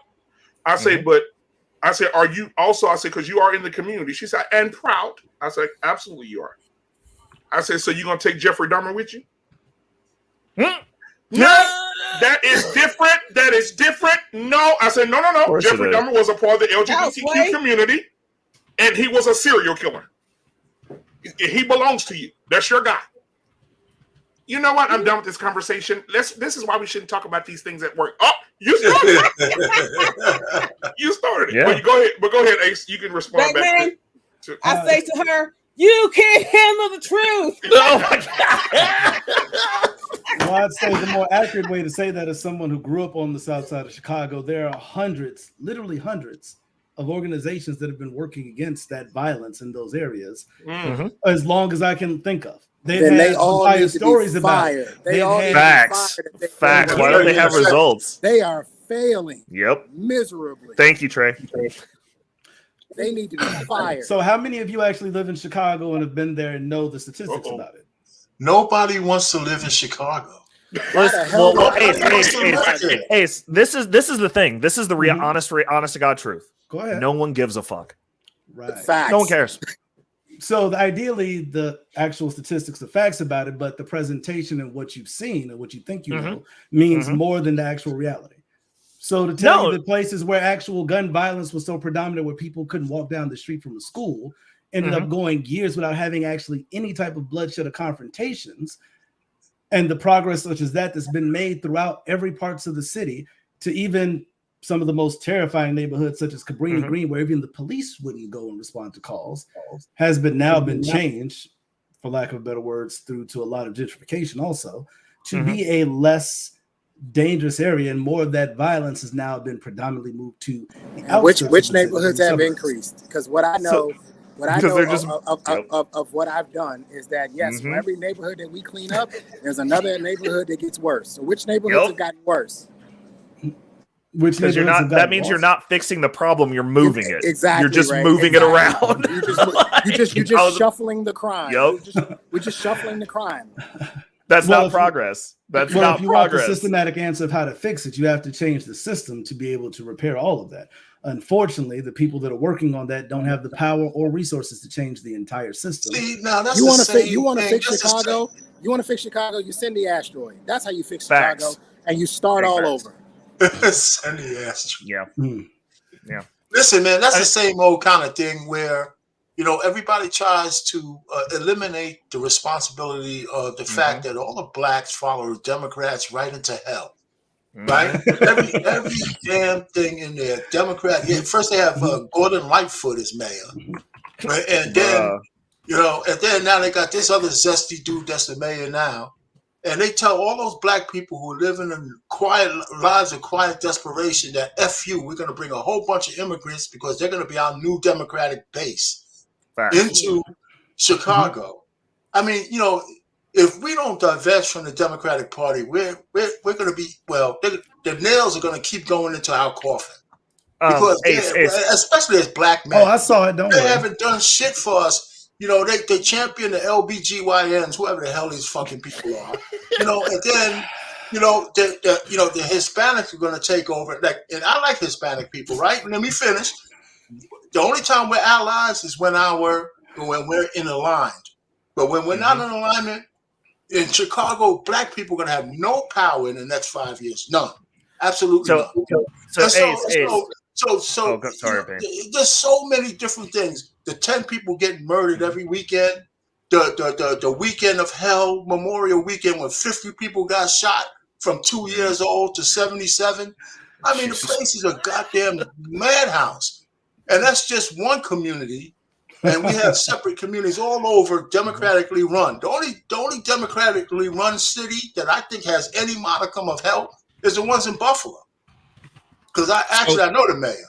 But the fact is, Ace, so I'm going to get off that whole thing. And let me say this last thing. The only thing that any special interest group, and including white people, is owed is the right to life, liberty, and the pursuit of happiness. And when your pursuit of happiness infringes upon my right to happiness, then that's when we have to draw the line. And these damn transgenders and all these goddamn people are trying to move that needle so far where they want all of us to acquiesce to what the hell they want. And a woman can't even get on a podium and say she's a woman anymore without getting her ass kicked. You know, how could that be right? And you know what? But no. Like when they gave Bruce Jenner the Woman of the Year, all the women out there should have did a BLM burn down like everybody else. They ain't do shit. I have to say this, especially black women embracing all this bullshit. Now you can't even say you're a woman anymore. Well, you know, in the land of Hey, transgenders. Hold on. Now, let me say this. Let me say this real quick. Hold on, Ace. I'm gonna let you get Ace in a minute. Hold on. I'm good. I just saw Andre 3000 say something. Andre 3000 said, and they dragging him for it, but he don't care. He's retired. Andre 3000 said it's gonna be amazing. In the next 10 years, our children will have to go to a museum to see what a real woman looks like. Mm-hmm. Facts. Because we'll be in the land of transgenders. And I'm going to be a Toyota Tundra, baby. Wait. But you won't know it. You won't know it because they're working to change their birth certificate. Yeah, absolutely. Man, listen, if you a dude, you gonna know it, bro. You gonna know. You telling me when she grab your stuff with them big ass man hands and it disappears, and it feel like she just got done laying 10 bricks. Like you don't know, bro. Come on, man. Right. Like we can't tell the difference between between a man and a woman. Like they're different. Bro, if I go from a chick that it takes 2 hands to get it the way that it's supposed to, and then she just come in and just snatch it up like it's nothing, bro, I know that's a dude. Like, I'm just saying. Right. And so now let me say this. Now, Mr. Bennett hasn't said it in a while. Mr. Bennett, what are your thoughts on young men and young people being able to make these decisions as far as, say, for instance, I have my 15-year-old son says, hey, Dad, I'm going to get a vasectomy. I have the right to do that. Well, again, I'm not for the mandatory stuff. If youth want to start making that decision to do that, or really if the argument's going to be over when does adulthood start, or when can these children start making these decisions, I don't know. I mean, my thing is, if you're under 18, if you're still under parental supervision or whatnot, if you can't fully support yourself as a human being, I don't think you should be necessarily be able to make these decisions. And that's I would say that as a general, but these are complicated matters and choices. But that's just my gut. But I may not be as passionate as some of the others on the panel here. But I just think adulthood. I think part of adulthood is being able to support yourself and live independently from your parents. Until you can start doing that, then I think there need to be some controls. I just do. Not only that, right? What gets me about all these surgeries on children is that they're children. Mm-hmm. They are still growing. Yep. Right? I mean, cosmetic surgeons didn't do surgeries on children because they were still growing. You had to have a major accident before a cosmetic surgeon will do surgery on you because it's actually medically needed. Right. So why are we bypassing it now? That was set in place to protect these children. Why are we doing it now? But aren't we, by convenience, aren't we also sliding what it means again to be an adult, or when we say still a child? If we're saying the mind isn't fully developed until you're like 26. But you could be 18 years old and still go and fight a war in another country or whatever. Or we used to have a draft where you could be able to do that. So are we sending children to war? Or are we sending adults to war? So it's like it depending on the situation, we're always looking to change this age for our own means. As far as the lowering of ages of consent or adulthood in these southern states that we're talking about, again, a lot of these states, and we know with the whole deletion issue, a lot of these attempts are trying to preserve white people. So again, if you make white people or the age of consent younger so that people can have sex earlier or have babies earlier, I mean, you think the whole thing with the reversal has anything to do with us? It doesn't. This is all about the preservation of white people, not necessarily us. So those people don't care about us. So I think in all these situations, we're always sliding it, but everyone has an agenda on why you want to say, okay, this person is an adult and this person isn't. And Mr. Bennett, Mr. Bennett got a point. Let me say this real quick. Mr. Bennett got a point, because what if the consent did go to 14 and the Right. girl starts having children at 14. How many white children can that baby girl have by the time she's 30? Like back in the day, 8, 10, 18, 20, shit. But Yeah, the so birth rates to are me, the birth rates that's across kind the of how board I are see. low. Honestly, that's kind of how I see all of these issues: the deletion issue, the sexuality issue. I think this is about preservation of whiteness. Even the gun issues, to me, is about preservation of whiteness. It has nothing to do. But it has Mr. nothing Bennett, to do you do feel like with- they're wrong for that though? They're how many I'm not percentage saying of actual on the planet? I'm not saying right or wrong. I'm just calling out to what it is. I mean, we can have let people argue over the rightness or wrongness of it if you think about your population. But again, at the same time, whose fault if white women are deciding that they don't want to have children, at least confined to have children the way we all talk about feminism here, and that all started with essentially white women. So they're the ones who started making the decisions not to have children. So that's for the white man to have a conversation with his white woman, but they're saying, no, white woman, you're going to have these kids, you're going to have a lot of them, and we're not going to let you slide out of it. So to me, it all points down to the same thing. White people, they're going to be and remember, the numbers change. It used to be 2070. Now it's 2050. Now they're talking about 2045. They're going to be a minority in this country. And that is scaring the life out of a lot of these conservatives and a lot of these people. That's because they keep bringing people in, though. It's not because of the natural flow of the country at this point. They're across flooding the board. people from another country that aren't supposed to be here. I'm saying it's across the board. It's white women are again choosing to not have children, not to marry. That's I'm saying it's all part of it. I mean, again, everyone's trying to focus in on one slice of the pie here, but there's a whole bunch of things that are all working at the same time. And then there's forces trying to oppose it. So we have to look at what's really going on. Let's take the 10,000 foot view here. That is just people trying to preserve. The browning of America is happening, whether we want it to happen or not. People even if that's the case. How many commercials do you see now on TV for any ads where it's like an interracial couple on it? Oh, every one of them. It's everywhere. The reality of it is we're talking about 15% at max of any group of people. Those numbers haven't spiked. What I'm saying is that the browning of America is literally the browning of America. Mexicans, Latin Americans, people coming in our southern border that they're bringing into these countries. But don't forget, you also have growing African and Caribbean populations there. Again, the Nigerians, those folks are still getting married, having babies, and having success. They're not coming. They're the ones who are keeping the black population in this country where it is at 13%. It's not the ADOS community that's doing that. Right. Now, but Reckless, what part of the country you in, Reckless? Midwest. Okay, the Midwest. Right in the middle. In Utah. Hey, bro, look at my chair, bro. Oh, yeah. You know exactly where I'm at, bro. Anybody that gets a Kansas City chair, you already know where they from. Right, absolutely. Utah is the state, is the white capital of America. And Utah, since 1997, they've had 300,000 children get married at the age of 14. Oh, Jesus. Since 97. Go Google that. So you mean to tell me that nothing but white folks there? And we all know about the Mormon. I mean, they may say it's the Mormon to have multiple wives and all that kind of stuff, but we know that stuff is happening. They had reality shows about the guy with his 4 sister wives and stuff like that. That's part of religion, and 80% of the state is Mormon. So but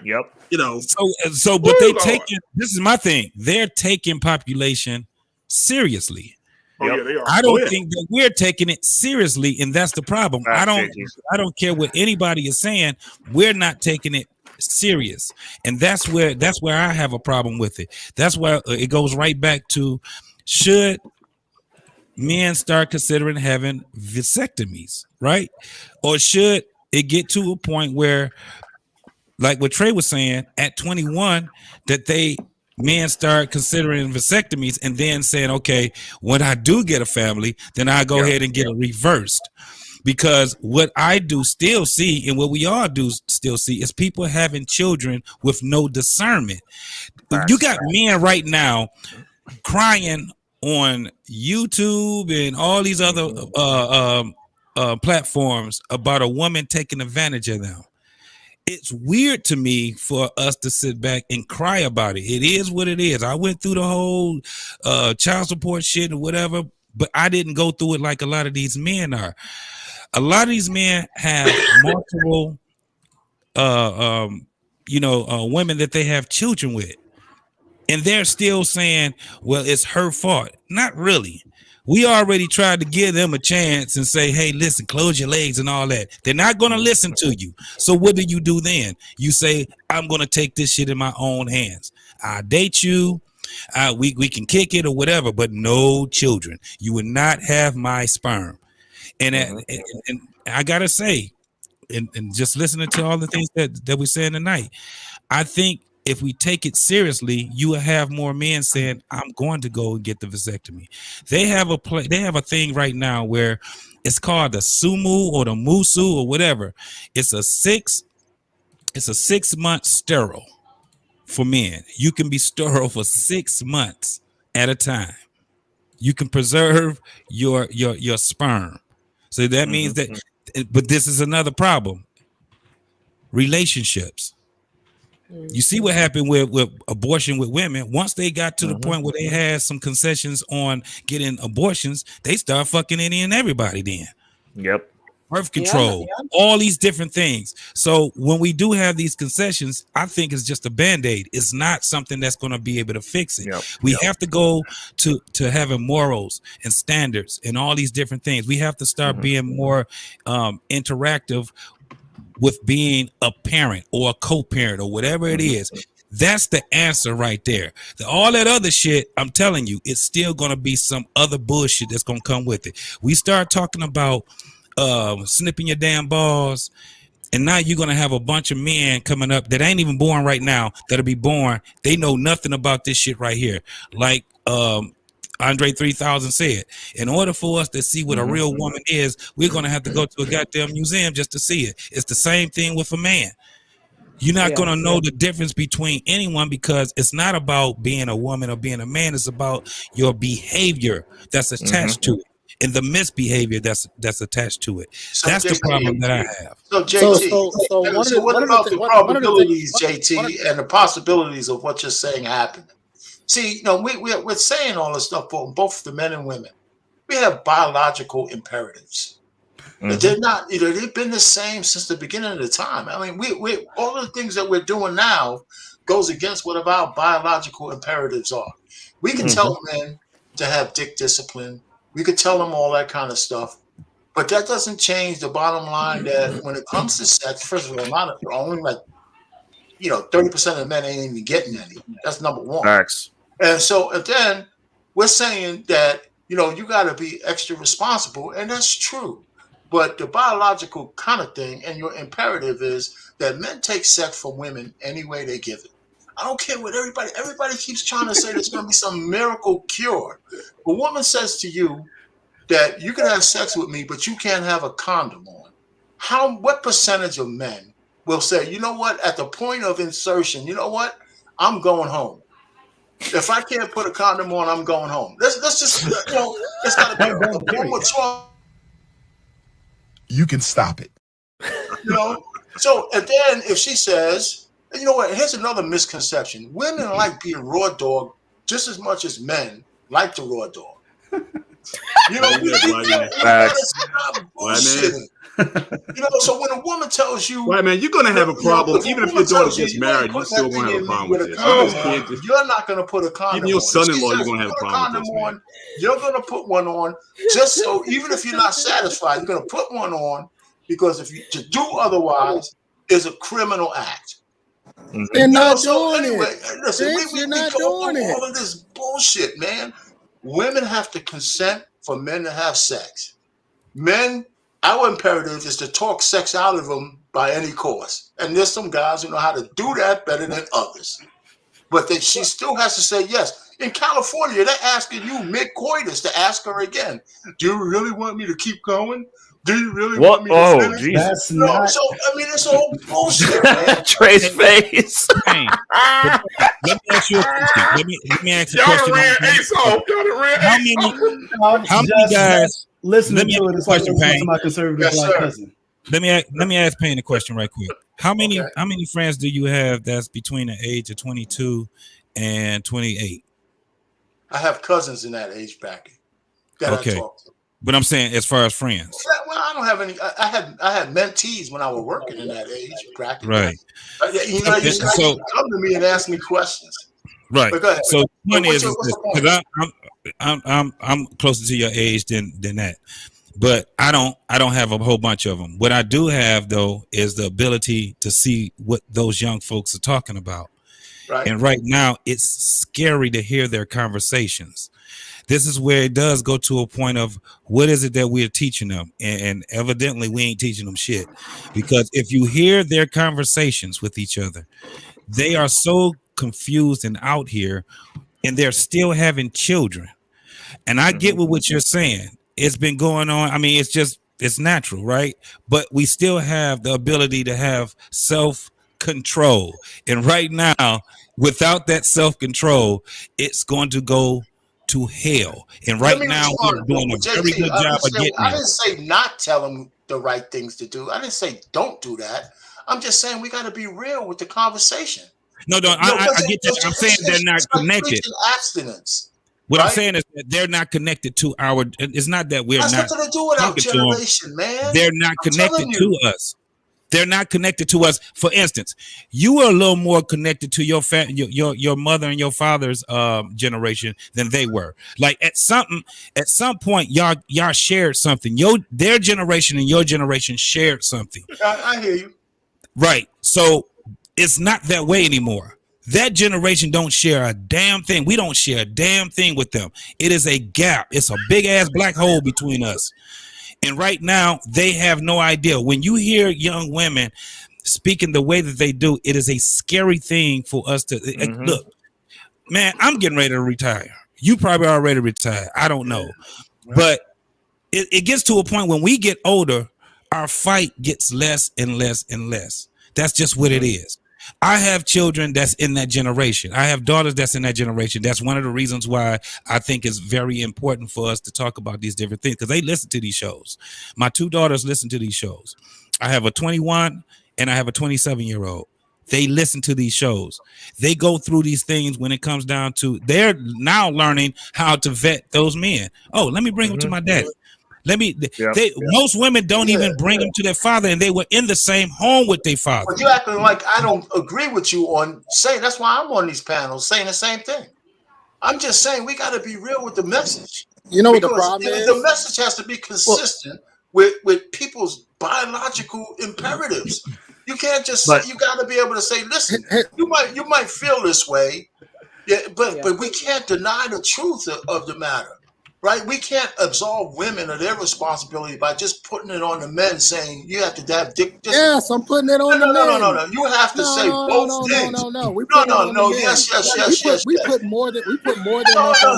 We can sit there. Ladies and gentlemen, You can say that to men, but it's just not happening. No. We put more than enough on the women. We put more than enough. No. We damn near blame them for everything. I'm not blaming the women. It's not a blame thing. It's just a truth. A lot of these problems can't happen if these dudes wasn't shooting up the club.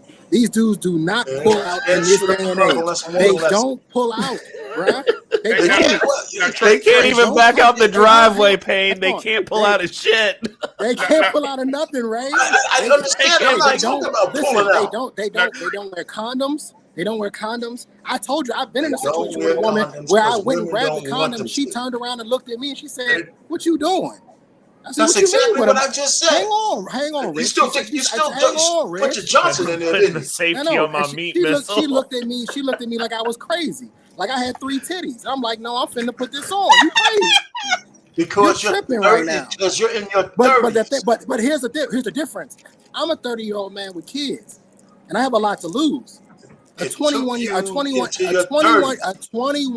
boy, a 21-year-old man who has nothing to lose, he ain't thinking the same way. That's exactly what I just said. Okay, so we have. Hang on, Rich. God damn, Rich. Hang on. At some point in time, you gotta take the ball out of their hands. A lot of these guys, they don't know what they're doing. They can't do it. They can't pull out. They can't do it. They can't do it. I don't know how else to say this to you. I have a 23-year-old cousin. I'm trying to explain this to you. He's a smart kid. He went to Haverford College up in Connecticut or somewhere for engineering. He's a brilliant kid. He got a program he sent to NASA. He almost ruined the whole thing. You want to know why he almost ruined the whole thing? He can't pull out. You can't be good at everything, man. Come on now. You should depend on that anyway. Put a condom on. There's no pull-out game. Now, hold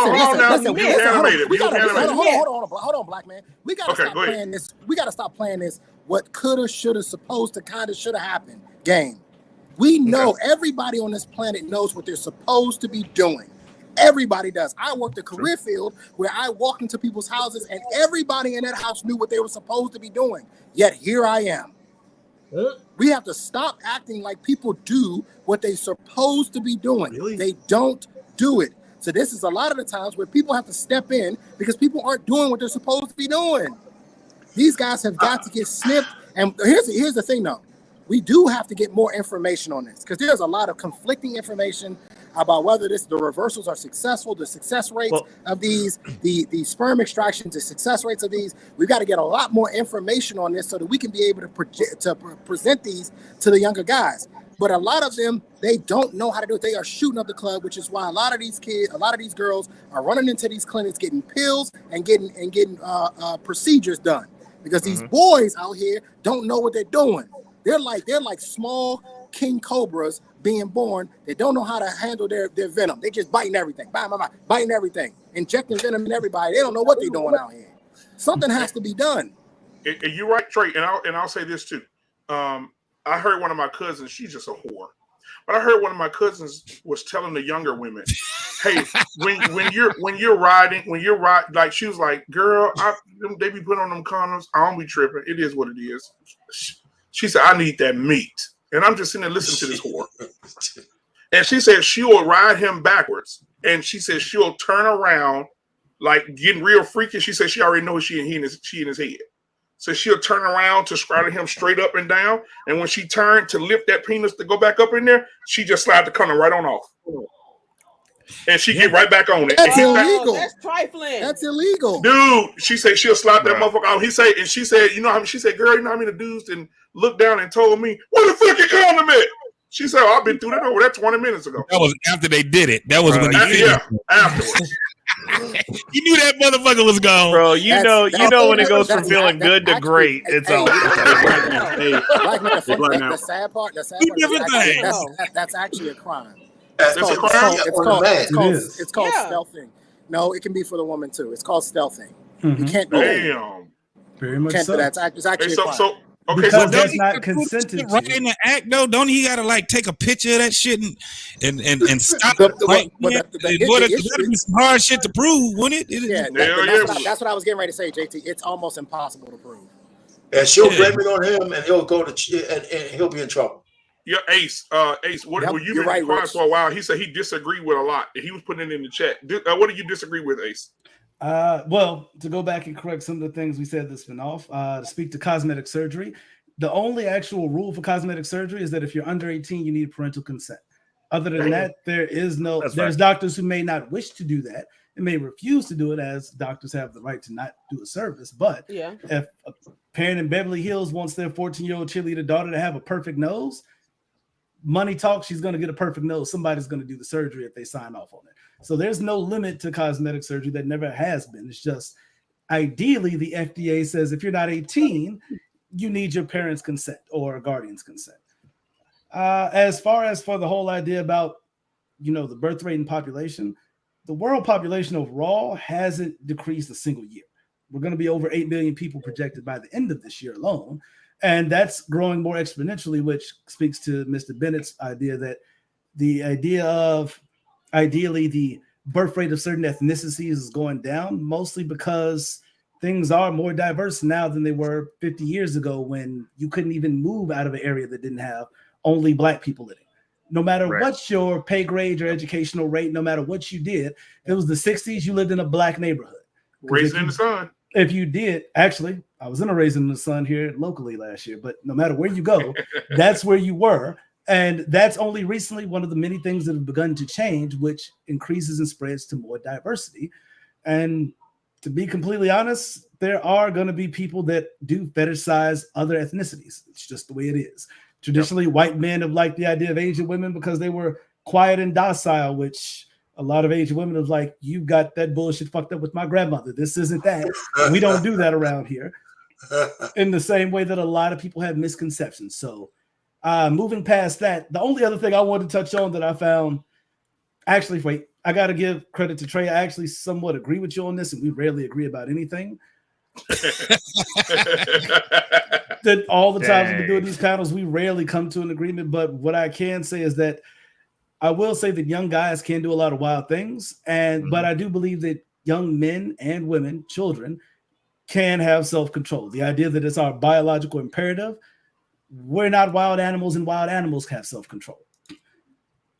But to speak about that whole biological imperative, which I found to be a very interesting statement to use, that biological imperative exists where young children at a certain age feel the desire for sex, right? That's what was generally agreed upon. Mr. Payne, if I believe correctly, was the whole idea is that children at a certain age are going to want to have sex, and that desire is going to rise with their hormones. I'm talking about post-puberty people. I'm not talking about children. Post-puberty, but so I hear adolescents. They probably do. They probably do. Yeah, adolescents, so teenagers, 13 through and up. I know I wanted to get laid at 13. It just didn't happen until I was 7. I did. We'd be trying. Let's be real about it. Go ahead. Go ahead.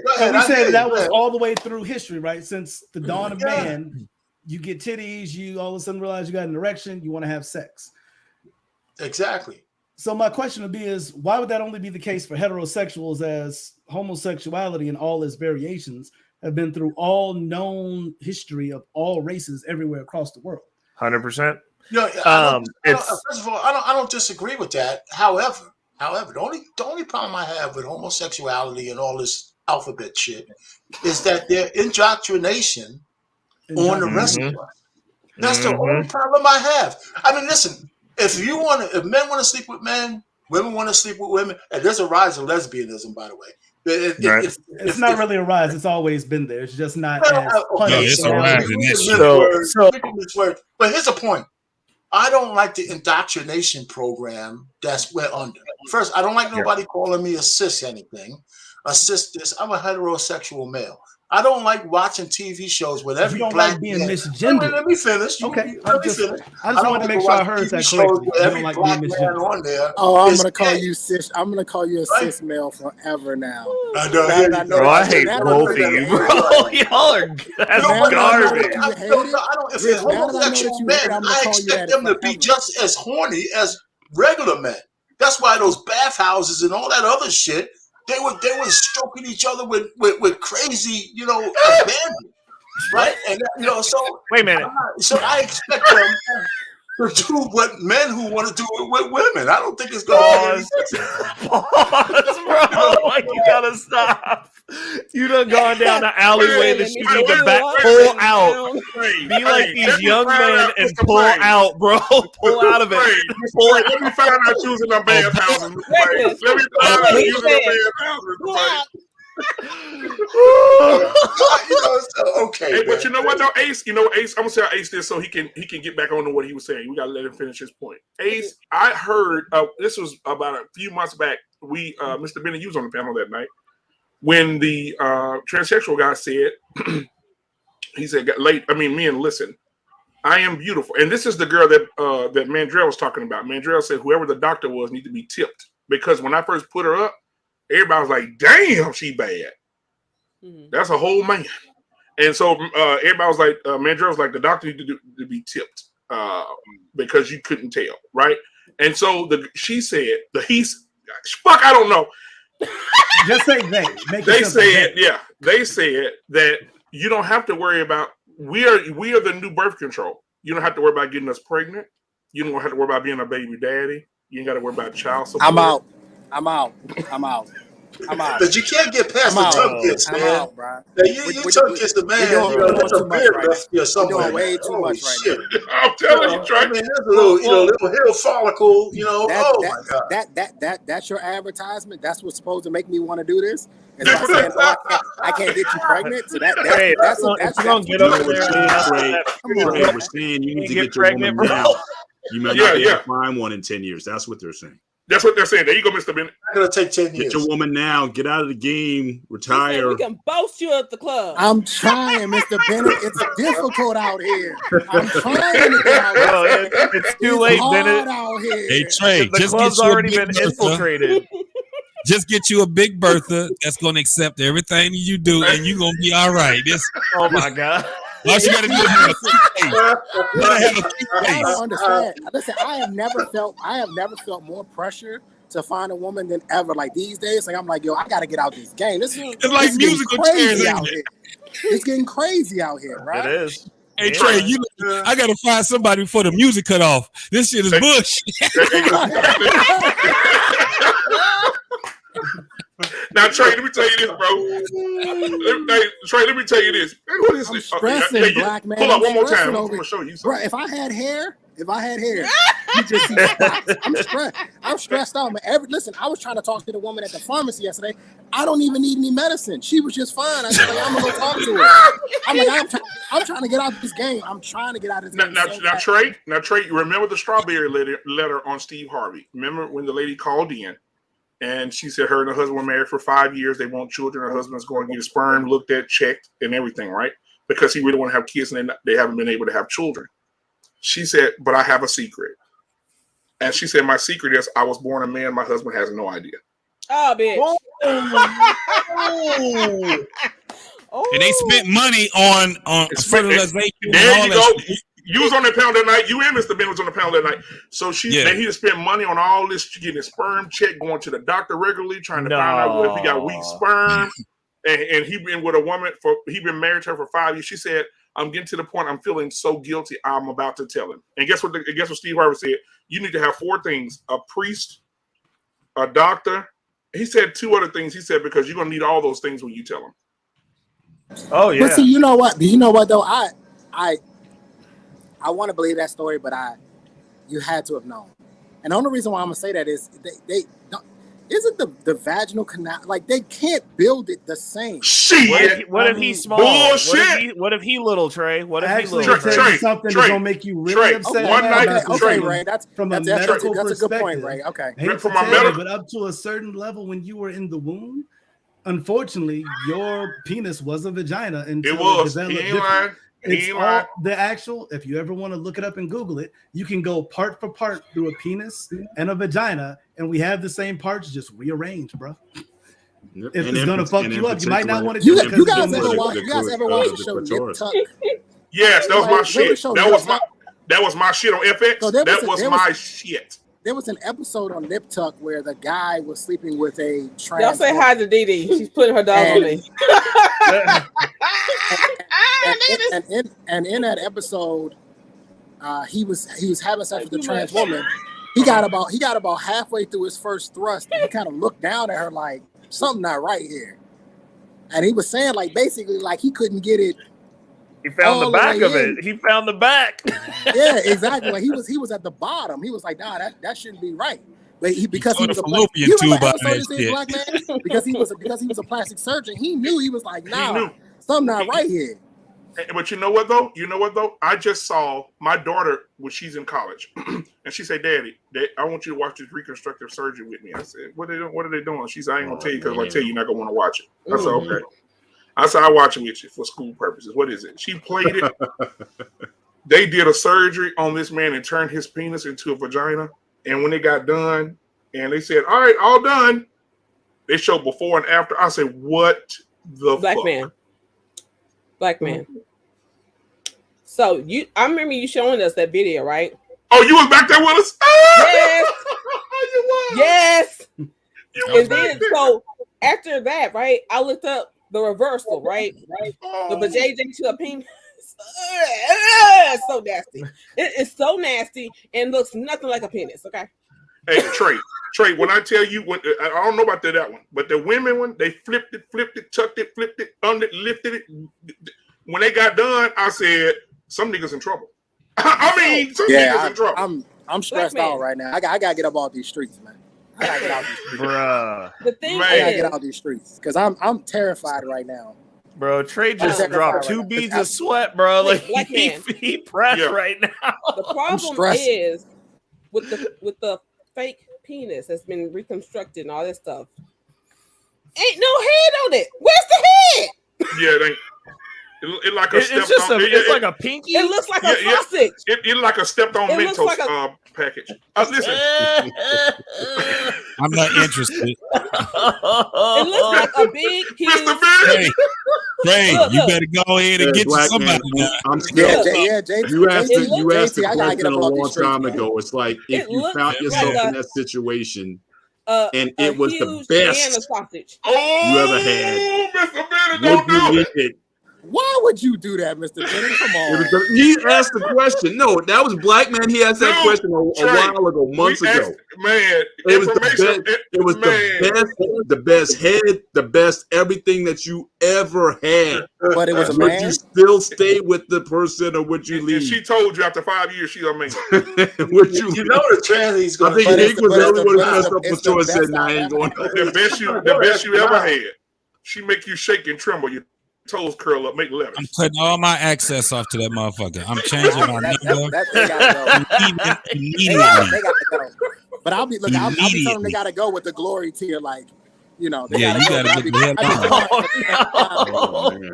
I'm not having a conversation, nothing. I'm cutting my access off. Mr. Bennett, what was the man's name back in the day that used to cry when they used to litter on TV? No. Oh yeah, that's what the Native American guy, right? Yes. Every time you littered, he would show up and cry at you. Yeah. Oh my God! But Ace, and the crazy thing is, I don't think he was a Native American. I think he might have been like some other actor or something like that. But in any event, yeah, I remember. Yeah, we all know full darn well that was a tan white man, and he should have been canceled. He was Italian. But you know what, Ace? I joke around a lot, and I'm glad that I could joke with certain, like everybody. I could joke with anybody. But you know, when I was selling cars, I'm telling you, this happened to a guy, and it changed his life. Like, I'm serious. Like, I know I laugh about it, and he probably never gonna watch this because he's probably still traumatized. He need to go sit on somebody's couch, because when he went to the room with that girl, and that girl went down on him, he said best head he's ever had in his life, right? But then she said, "You want to go down on me?" He said, "Yes." She pulled down those panties, and a piece of meat hit him in the head. No. No, it didn't, bro. Like, please tell me it did the slow roll down. It was like, no, he said as soon as he pulled, he pulled the panties down like this here, and the penis just slid right down the top of his No, Trey. Did it get on his lips? We lost Trey, man. He got a bump on his lip. I'm gonna tell y'all something. Let me tell y'all what happened, bro. And I tried to keep, I was burned on the inside. I would laugh my ass off. So he came to the door. He said, "I said, what the fuck is fool want?" I said, "What's wrong, man? Everything okay? Everything okay?" He said, "Man, there's something wrong with the girl." I said, "Man, if you did something to that girl, get the fuck out of here. Ain't no accessory to that shit." He said, "No, it ain't like that, bro." He said, "Man, she was kissing me. She's so fine. I was fucking. I said, what happened?" I said, "Get to the point." He said, "See, I pulled out her pants and his dick hit me in my face." I said, "Oh," I said, "Dick." Was he crying? Man, he had tears in his eyes, bro. And when I tell you, I swear to God, to this day, when I see him, he has never been the same, guys. He was never the same. Like, he worked at that job like 4 or 5 months. I wouldn't tell your ass shit. Listen, we actually lost a friend. Right, JT? We actually lost a friend because we found out that he didn't care. We were in a club one night, and there was section next to us had a trans woman, and my boy just thought that she was the bee's knees, and he went over there and he started talking to her. Next thing you know, they kissing, they dancing, and we told him, like, her friends told us, "Hey, that's a dude," because they said they had some problems before, so they want to make sure they didn't have any problems. So her friends that came over and told us, like, "Hey, let your boy know you know, that's trans. So we told him like, hey, you know, what you doing over there? Just let you know that's a man. And we found out that he didn't care. Yeah, he did not care. We learned a lot about our boy we haven't seen that dude in 5 years. Like we learned a lot about him that night. I'm trying to tell you, I got to get the hell up off the streets. Wait, I'm crazy. Why did you not hear from your boy? Did he just disappear for 5 years? Y'all saw him with a trans person, was like, we can't rock with you, bro. Well, no. So what happened was that he kept denying it. We would tell him what the girls told us, because it wasn't like we didn't know the person. We were telling him what her friends were telling us, and we were trying to tell him, and he kept denying it. He kept denying it. And I think over time, I think he realized that what we were telling him was the truth, and he just sort of vanished away from us. He couldn't face y'all around. Yeah. Ideally, y'all would berate him in child support, so he probably okay. Now, Ace, hold on now, Ace. And me and you homeboys, I ain't gonna say it's me now because I can't see. If me and you homeboys, and we cool, right? And all of a sudden, me, you, and Trey, and Mr. Bennett, JT, all the draw pain records, we all hanging out. And you say, hey man, I want to meet y'all to meet my new chick. and you pull up with RuPaul Isha. Right. And he be like, hey y'all, how y'all doing? It's nice to meet y'all. Like there's going to amongst heterosexual men. Amongst friends, joking tends to happen. I got multiple friend groups. We all joke. Some shit gonna happen. Some people can take it and some people can't. Well, and everybody has their own literally. Level. So that comes down to your individual thing. For me, I'm the type of guy that I grew up being a quick-witted guy in Chicago. If you're going to take a joke at me, I generally throw one out back as fast as possible at you, because going back and forth, you have to be witty. If you can't defend yourself with your words, then you also got to defend yourself with your hands. And I told people the only thing quicker than my mouth is my hands. So whichever way you want to do this, either you can get embarrassed. Like back in high school, I made a senior leave the train because I embarrassed him so much because he tried to talk down on a bunch of us freshmen. So I embarrassed him so much that he just got off the train. Wasn't his stop. People were laughing at him. Strangers laughed at him so much he just walked away and just didn't want to be around us anymore. And people don't want to take that embarrassment sometimes. So I imagine Trey's friend, knowing how they were, was like, either I can't deny what I liked and what I had, but I also don't want to deal with all of the ridicule that ain't no conversation. Ain't no double dates though, and you can't go no double date. No, and like I said, I don't hate nobody. I love everybody. Live your life. As long as you don't fuck with my kids or try to or anything like that, we cool. Live your life, right? My brother-in-law is 275%.3 gay, right? And I don't. My brother-in-law cool as shit. Like he disagrees with a lot of this stuff in schools. He said he can't stand that shit. He said let kids become adults and choose their own sexual thing what they want. He said stop that. But he said I hate that shit. Right. So me and him have this that though. You knew no matter what, you're a heterosexual man. I'm heterosexual. And honestly, had I not moved and actually got friends that were in those communities, I probably would sound a lot like y'all, because a lot of y'all sound like my family, which we get into these same debates at every holiday. And oftentimes it ends with them leaving and stomping out of the house mad. It gets wild. But we got family that debates anything. Any idea should be challenged, and you should be able to defend it. The only problem I have with the community is the indoctrination. If I had a buddy who had a transgender girlfriend or whatever the hell it is, I wouldn't have any problem with him. He was my buddy, and we talk. He would still be my buddy.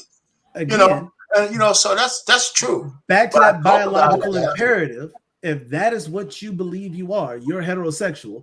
No one is making you gay. No man rubbing up on you, no man trying to seduce you is going to turn you into sexual. Wait a minute. Seducing away. Slide me back on under Ace. We got to argue again. I got you in a second. Okay. They're Slide me on over there. They are not going to convince you to do anything that you weren't already okay with, even if you don't admit that to yourself. That's okay. So at what age? Like as an adult? Is that what you're talking about specifically? I would say at any age. You're wrong. I worked in mental health for 6 years. We've mapped the human genome. There is no gay gene. That doesn't exist.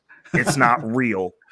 The way that your sexual preferences are set, when you turn 16 or roundabouts, then that calcifies. It solidifies. So if you have trauma, which within that field, haven't really met too many people of that proclivity that didn't have some sort of trauma.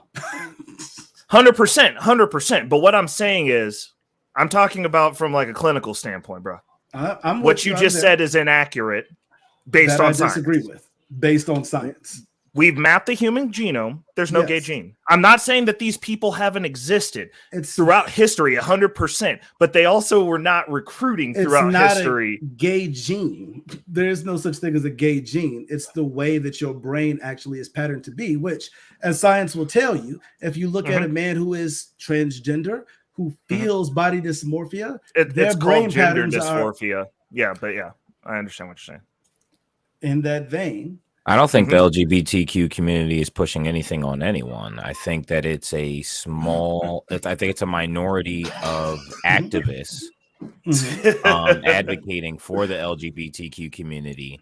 And what's crazy is a lot of this stuff, when we see it, it's straight white women pushing this shit. I mean, no group is Right. monolithic. Even among all of us black people, we don't agree. Well, that's But what I'm saying. I'm saying it's actually contrary to popular belief, like kind of like what Black Man was saying about his brother-in-law. He was like, "Yo, like he disagrees." I know plenty of gay people, and again, they're like, "Kids? Hell no." This is not so. Like what we're seeing again, it would have taken the form, like, let's say we're in bizarro world, and it's like the multiverse. And there's in a parallel dimension, it's something else. It's not the LGBTQ stuff. There's going to be something. There's going to be several things that are going to be used to tear society apart, to cause division, to stifle the population, to push communism. Cough. Like it's going to be something. It's going to take a form, because to be quite honest, I was under the impression, up until people told me I was wrong, that we was as progressive as we was going to get. I grew up around gay people. I didn't feel no type of way or whatever, and like, it's always going to be taboo because they make up such a small percentage of the population. But for the most part, contrary to popular belief, most people really don't care. There is homophobia, people, especially like, we hear about that in the black community, blah, blah, blah. But for the most part, people really don't care. Not in our society. Right? Because back in the day, now there's an overcorrection. Overcorrection is being done. And now what's crazy is this is generating more hate. It's the same thing with the race shit. People are creating homophobes, they're creating transphobes, they're creating racists by this overcorrection that's going on. Well, I mean, I think there are plenty of black people who have diverged, that we are speaking out against a lot of the fuck shit that black people are doing within the community. A lot of these movements that have been co-opted that are not us. And we're willing to say that. The issue that I see within the LED, TV, OLED, all the numbers and some of the asterisks is that well, LEDs are what we use. Can like we batteries, at any batteries. point be even remotely respectful to what people want to be called? As Those people even people here say they don't are- want You to know, be I misjudged. 100% can, as soon as we can get them to stop calling us the N-word, because some of them are racist. So fuck the Those camp. How people about do that? exist. Again, No, they're not not monolithic. Again, No, 100%. how You're are we 100% going right. to blame You are all 100% people that are right, but LGBTQ plus and say, well, some of you are racist, so all of you are fucked. listen. No. What I'm saying is, if you're not going to police your own, Who then says they fuck don't? you. I don't think They that it's Again, They how many don't. gay We wouldn't people be do having you these know conversations that if they don't were. actually- they're not policing their own. Right. What's happening He is didn't when say they do Just like police we their don't own, police each other. No, when they do Ace police their said own, he they get does. grouped into No, the I other said they do. category, and it doesn't I'm it not doesn't in that catch category. traction. No one listens. No. Okay, guys, this is what I remember I this. knew it was- this is what White School was talking about right here. Start finding things online that you've kept far from their site, like information. Guess what? You'll still be alright. We'll convert your children, yes we will. Reaching one and all, there's really no escaping it. Cause even grandma likes RuPaul. And the world's getting kinder. Gen Z's gayer than Grindr. Learn to love, learn to look, face your face. It's what it is, bro. I don't like being right, but sometimes. Someone's So here's the The fact thing. that y'all think this isn't satirical is the part that's the most. No. So let me. This is their I agenda. can They're explain planning to convert children. It's right. No, this is satirical. Here's the issue, right? This was done to trigger. This was done to trigger, right? Perception is I reality. do not get this. I think that people that are truly trying to groom and like convert your children, they're not going to like vocalize it. Again, this is cringe and this is problematic. But I remember when this came out, I saw it and I was like, it made my eyes roll because it's like, okay, this is like the response that it got. That's what the intention was. Mm-hmm. It is bullshit. It is gross. But like that was the point. Again, that's not a justification. I'm not saying it's cool, but it's very obviously so. This is how people get hurt. Exactly. Well, I get that it's satirical. I get that it was a joke. I get that it was meant to trigger. But everybody's not going to. The gay people are coming, bro. This is how people get hurt. The gay people are coming. Well, no, I'm not saying. No, okay, hold on. No. You know what, Ace? It's not a concern because you guys like to throw around this homophobe or transphobe or whatever phobe you guys want to throw out. But like the issue that you need to understand is like it's not a fear. No one's scared of anyone. Pointing out fuckery, regardless of what community is doing it. Exactly. Amen. Is not meaning that you hate it. It's going, hey, when I talk about indoctrination, I'm talking about these children, these teachers who are allowing kids to change their clothes and dress up because like you can pretend to be a girl in this class because it's a safe place, little Timmy. Like so letting the child actually do what they are in their own rights to do, change their clothes. Putting them in, the teacher should police them and say, no, you need to wear the clothes that you had your parents put you out when you left the house. Hold on, Ace. But what if I made a video? What if I made a video and said, my name is Black Man, and I got a big penis.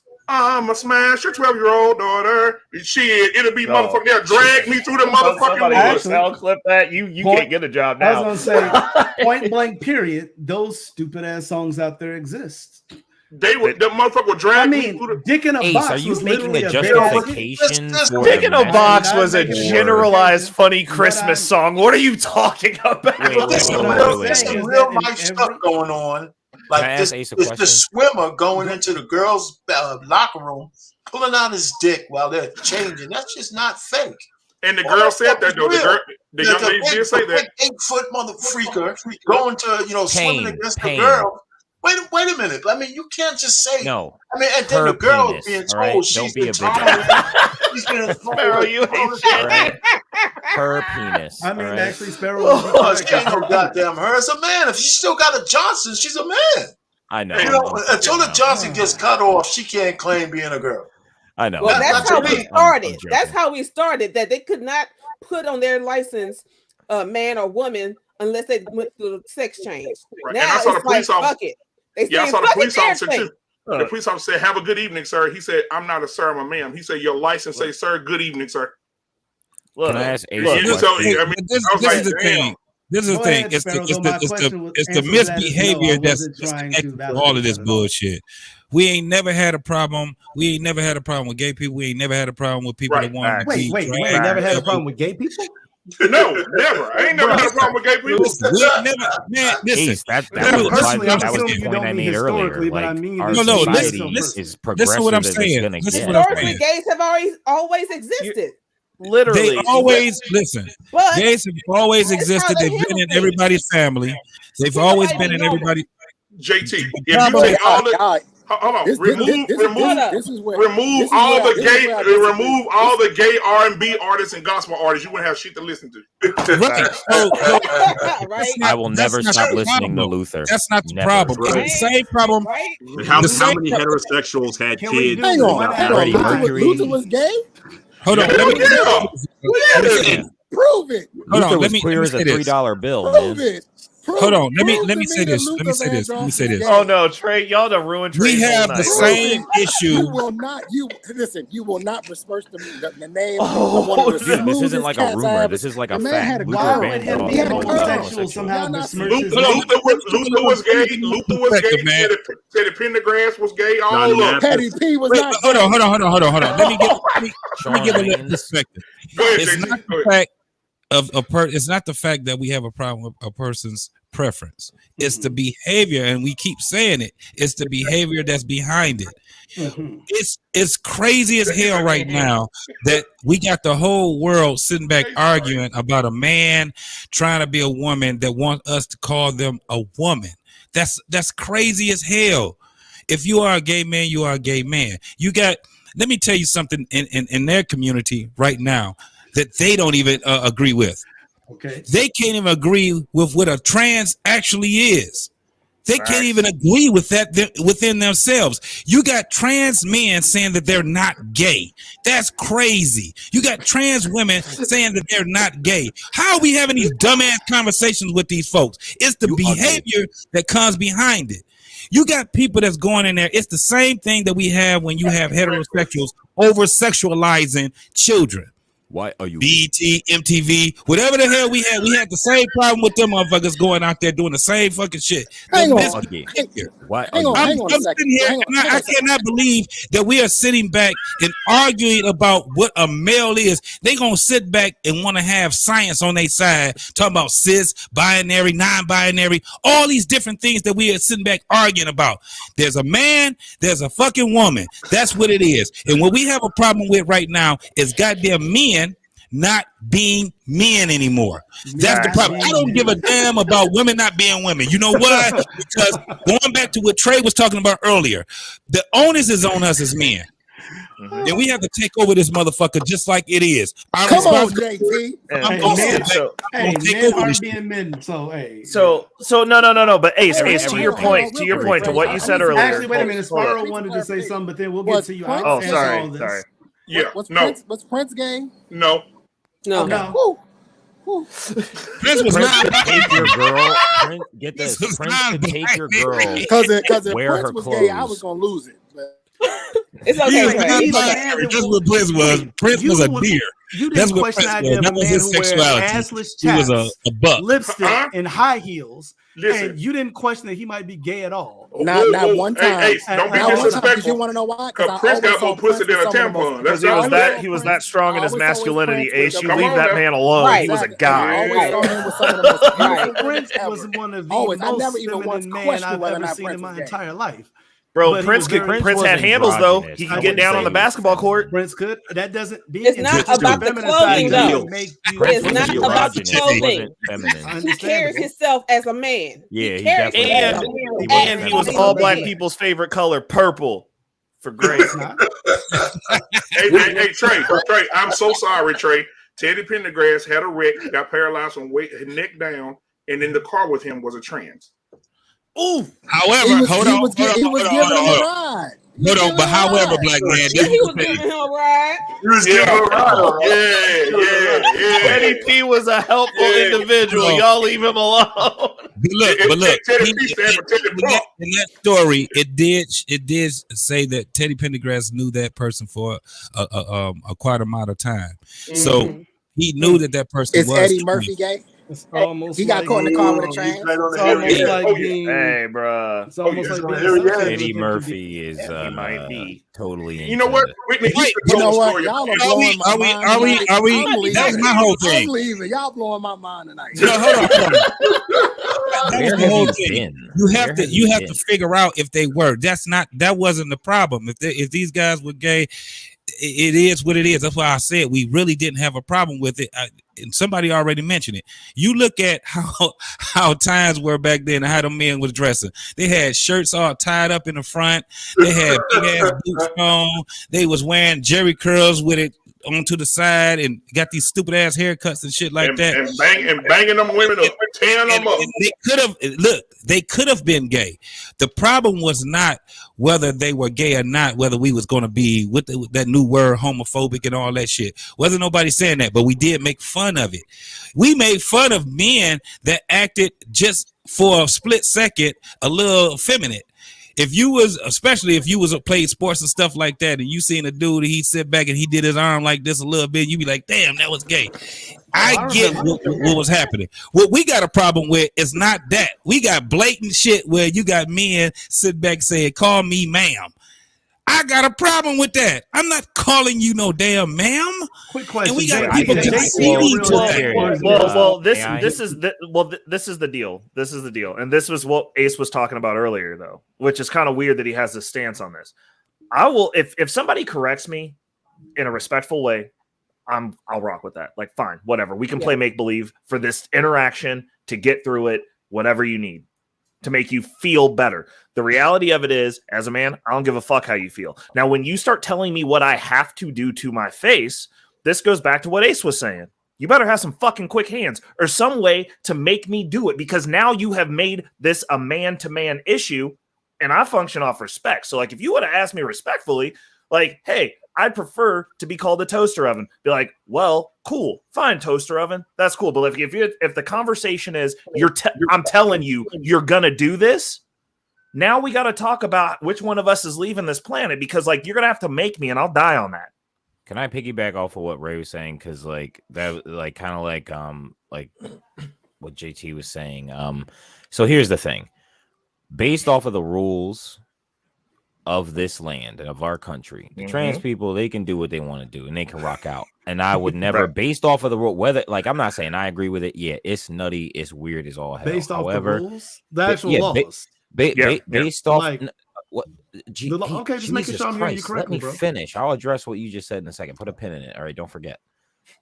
But based off of the law of here, like, yeah, rock out. You want a consenting adult wants to, chop themselves up and be addressed a certain way. That's cool. Get this. I do not even mind, again, like how Ray was saying, playing along. Like, if you're respectful to me and you whatever, okay, her, blah, blah, blah. Get this.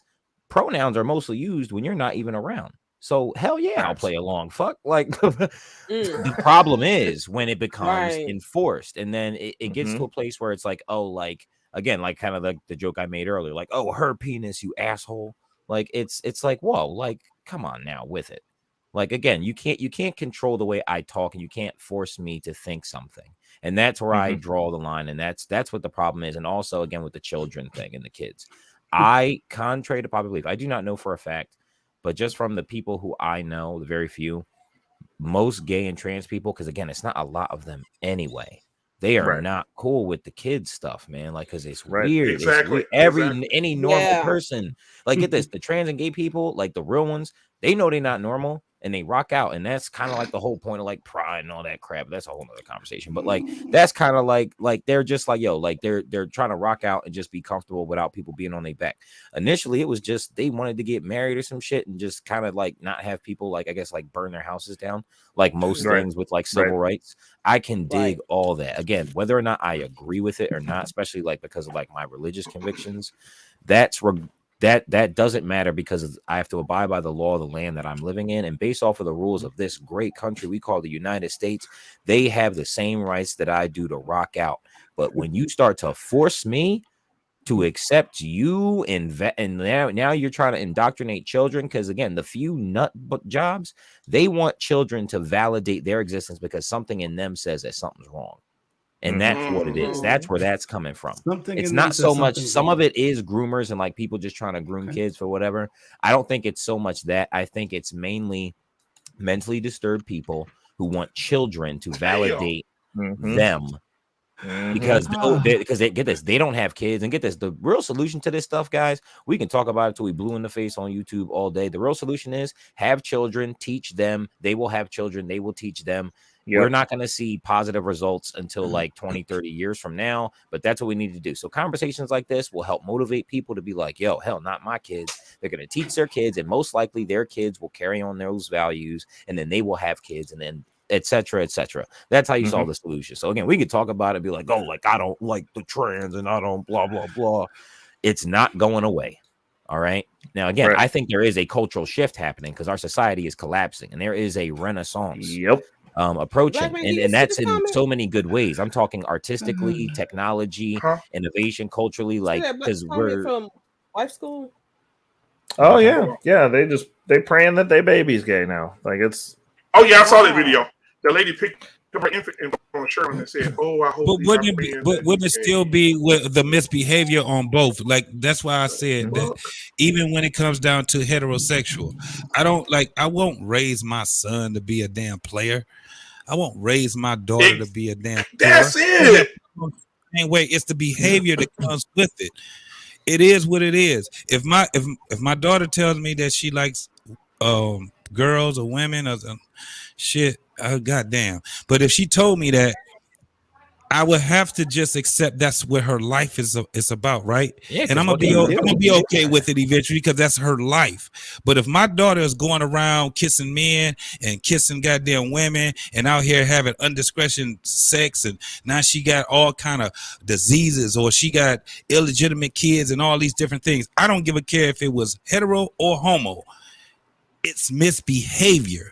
That I don't have a problem with all the sexual preference. It's I have the a problem with glorification and of you know what? arguably, And you know what, regardless JT? of the sexual preference. Right. And you know what, JT? We're balanced because we talk about the ratchet women. Yep. We talk about the men. We don't just concentrate on the LGBTQ LED TV. We don't talk about just that community. we talk about every community. These are people problems. It's a people problem, right? These women out here that you just see the black girl. I'm gonna do a show on this next week. The black girl that left her kids in the car and went stole out of the damn mall, and the car caught fire and damn near burned the babies to death. We're gonna get on her ass.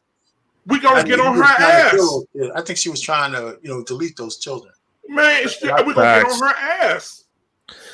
It ain't no just it. We don't just talk about just one subject of people. People out here are doing dumb shit in this community, and we talk about it. We talk about these dumb dudes. We talk about these dumb females. We talk about. I sent Trey. He had to go, but I sent Trey a video today at the school that had the kids change clothes outside. Didn't let them in because they didn't want to make the other kids feel bad about Pride Month. So they made them all put on the rainbow T-shirts before they went in to make the kids that felt like they the Rainbow Coalition make them feel better. And I'm thinking to myself, I wish a motherfucker would. I wish I would look on the news and see a teacher tell my son, put this shirt on right now. I'm telling you right now, most we're of gonna those have a fucking problem. We're gonna have a problem. Did not even they were not with it. Yo, contrary to popular belief, like Gen Z, I'm not gonna lie. At first, I was judging them. I like Gen Z. They're based. Have faith, brothers. Yeah. The young kids, they're going against. Because get this, like the boomers and millennials, we fucked everything up. That's why we're seeing everything the way it is. And get this, kids. What are kids gonna do? They're gonna rebel. They're rebelling against all this stuff. Do not trust me. I've talked to some young bulls. The new generation, they are based. Those kids, when they got those rainbow shirts, they trolled it. They made fun of it. You know, a lot of them was like hell to the no, but they're not going to report that. They're going to report that their school did it. And get this, some of the kids will go along with it because they're just kind of numb to it and they in their phones.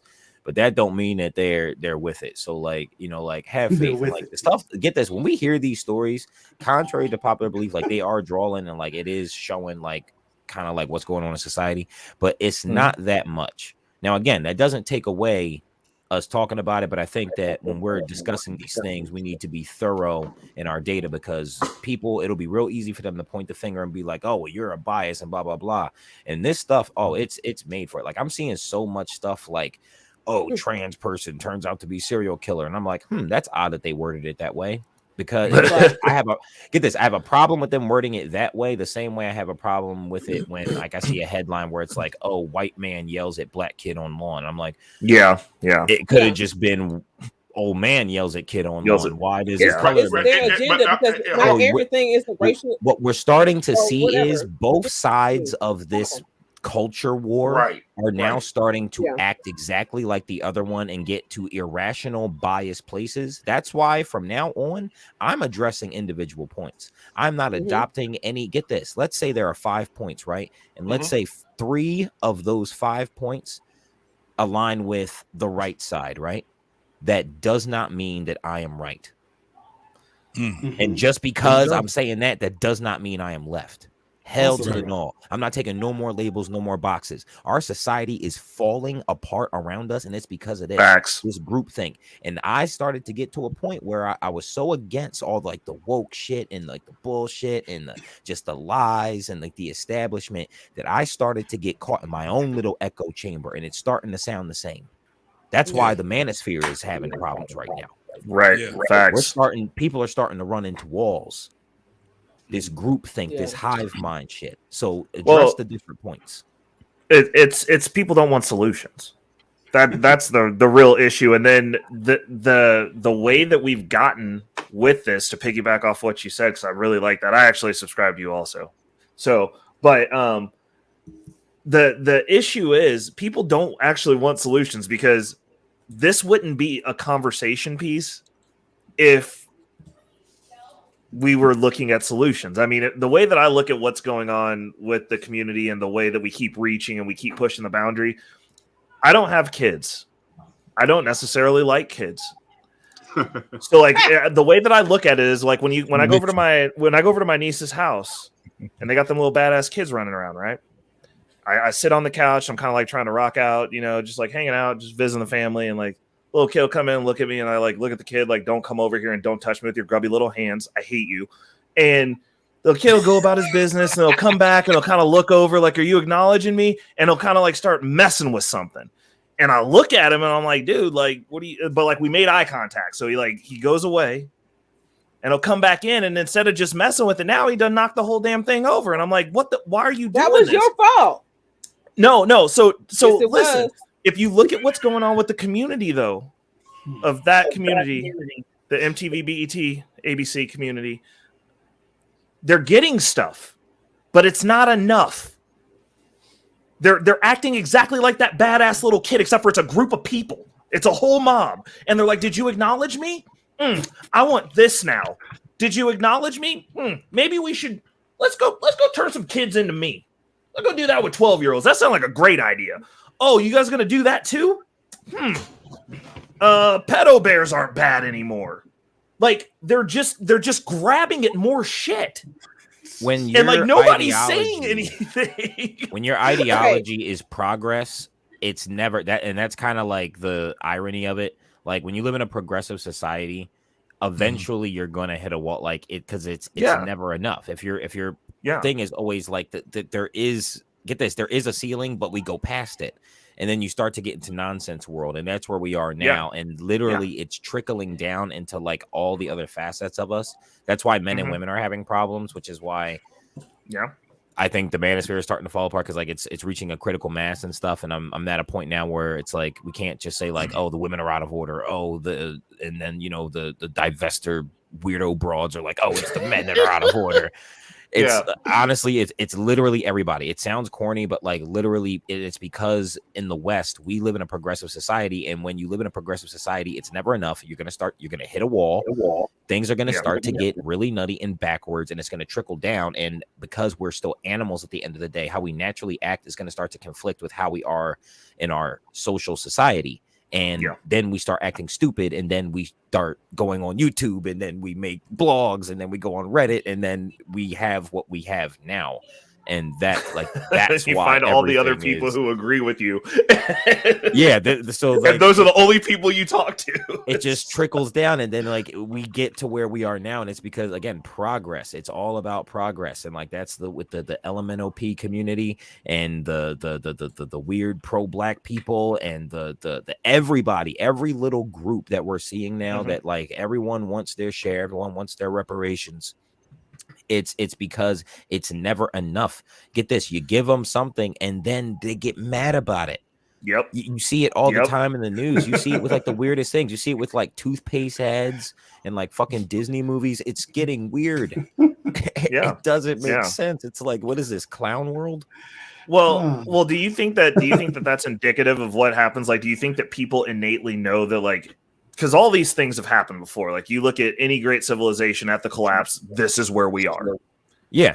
So do you think that there's some inkling where it's just like, man, this stuff's falling apart. Just give me something. Like, I need to give me a vase. Like, I gotta get out of here. I think we're completely oblivious of it. And then there's always the few like crazy nut jobs with tinfoil hats like us that are like, hey, flood's coming. And they're like, this is, so like they're like, about this, the school put the other kids in rainbow shirts because they were trying to protect the feelings of the gay kids. What about the feelings of the straight kids? The feelings of the straight kids don't matter when it comes to the social credit score, which is the reason why the school did it in the first place. But that's why I would have a problem. Like, first of all, what are you doing changing my kids' clothes? And then these are adults messing with a kid's clothes. And their kids are raised to respect adults. See, the So when they problem feel with up- your wait, rationale in this wait, situation is you're wait, being rational Wait. with unrational people. So, when kids have to deal with adults, most of them, especially depending on what grade you're dealing with, most of them will not speak up for themselves and confront an adult that's making them feel uncomfortable. Mm-hmm. So listen, why do you think that they attack the children? Did they grab the children? I asked somebody this before, and the conclusion is that because children are only children for so long, children will eventually be adults. They sponges. It's a recruit tactic that they do. They understand that children will eventually be adults. They're not doing it just for the simple fact that they're children. They're doing it because they're more impressionable as children. And about the time they get to be adults, boom, there you have it. That's the agenda. And it's not only that, it's children will get passionate about it. Children function like women. And like one of the things my mom told me when she was running Gang Squad was, she was like, the dudes, she was like, they're manageable. She was like, you find a woman that's a thug, you have to kill her. She's like, they won't give up. She's like, they won't let up. They won't stop. And children function on that same level of like rampant emotion. So if you get them in young and you get them sympathizing young, they will become zealots for you once they become older. We all were children at one time. We all were teenagers at one time. Do you remember how doggone liberal you was and how much energy you had and how you didn't need what you need right now? I mean, look at Trey right now with Luther. Look at Trey right now with Luther. He's ready to take the panel out. And Luther didn't even do nothing to him besides sing some songs, man.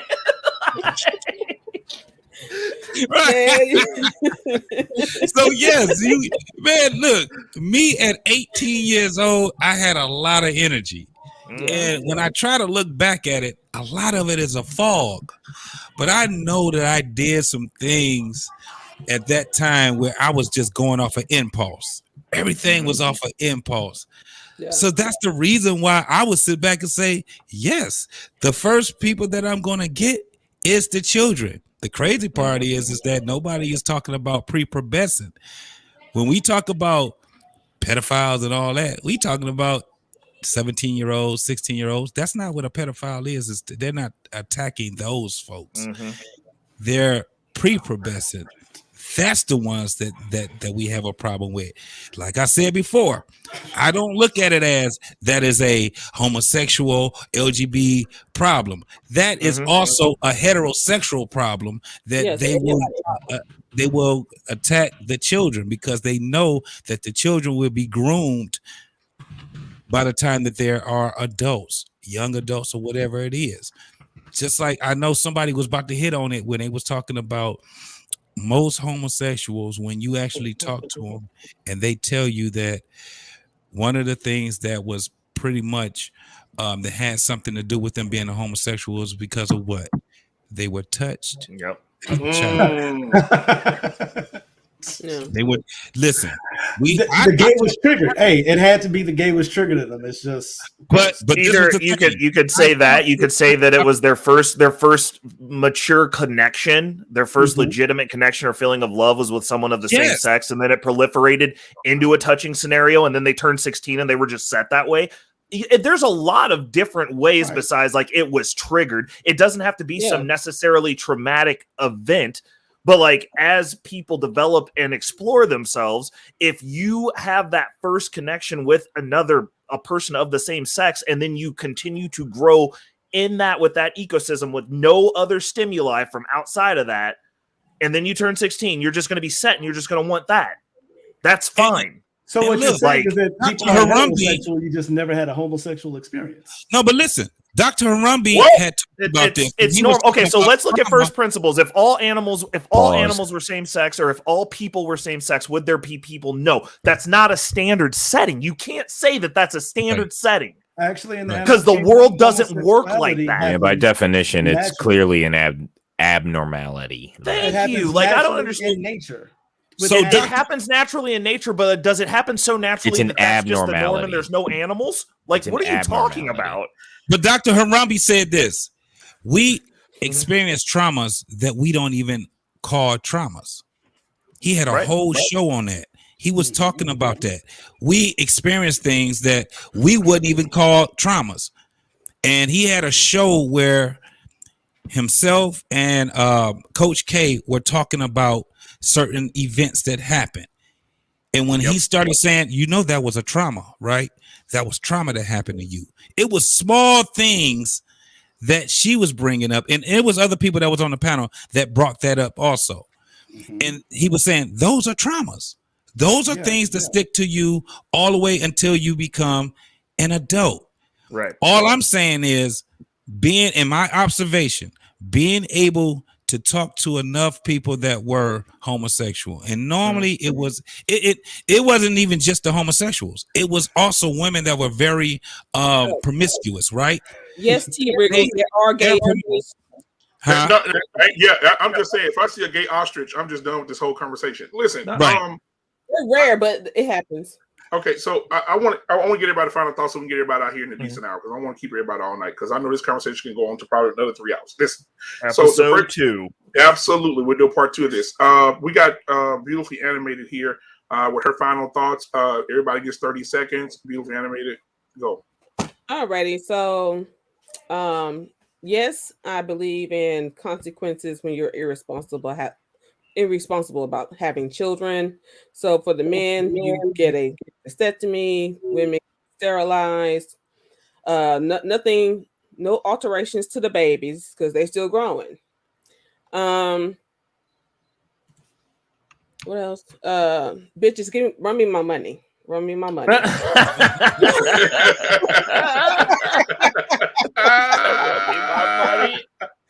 Give it back.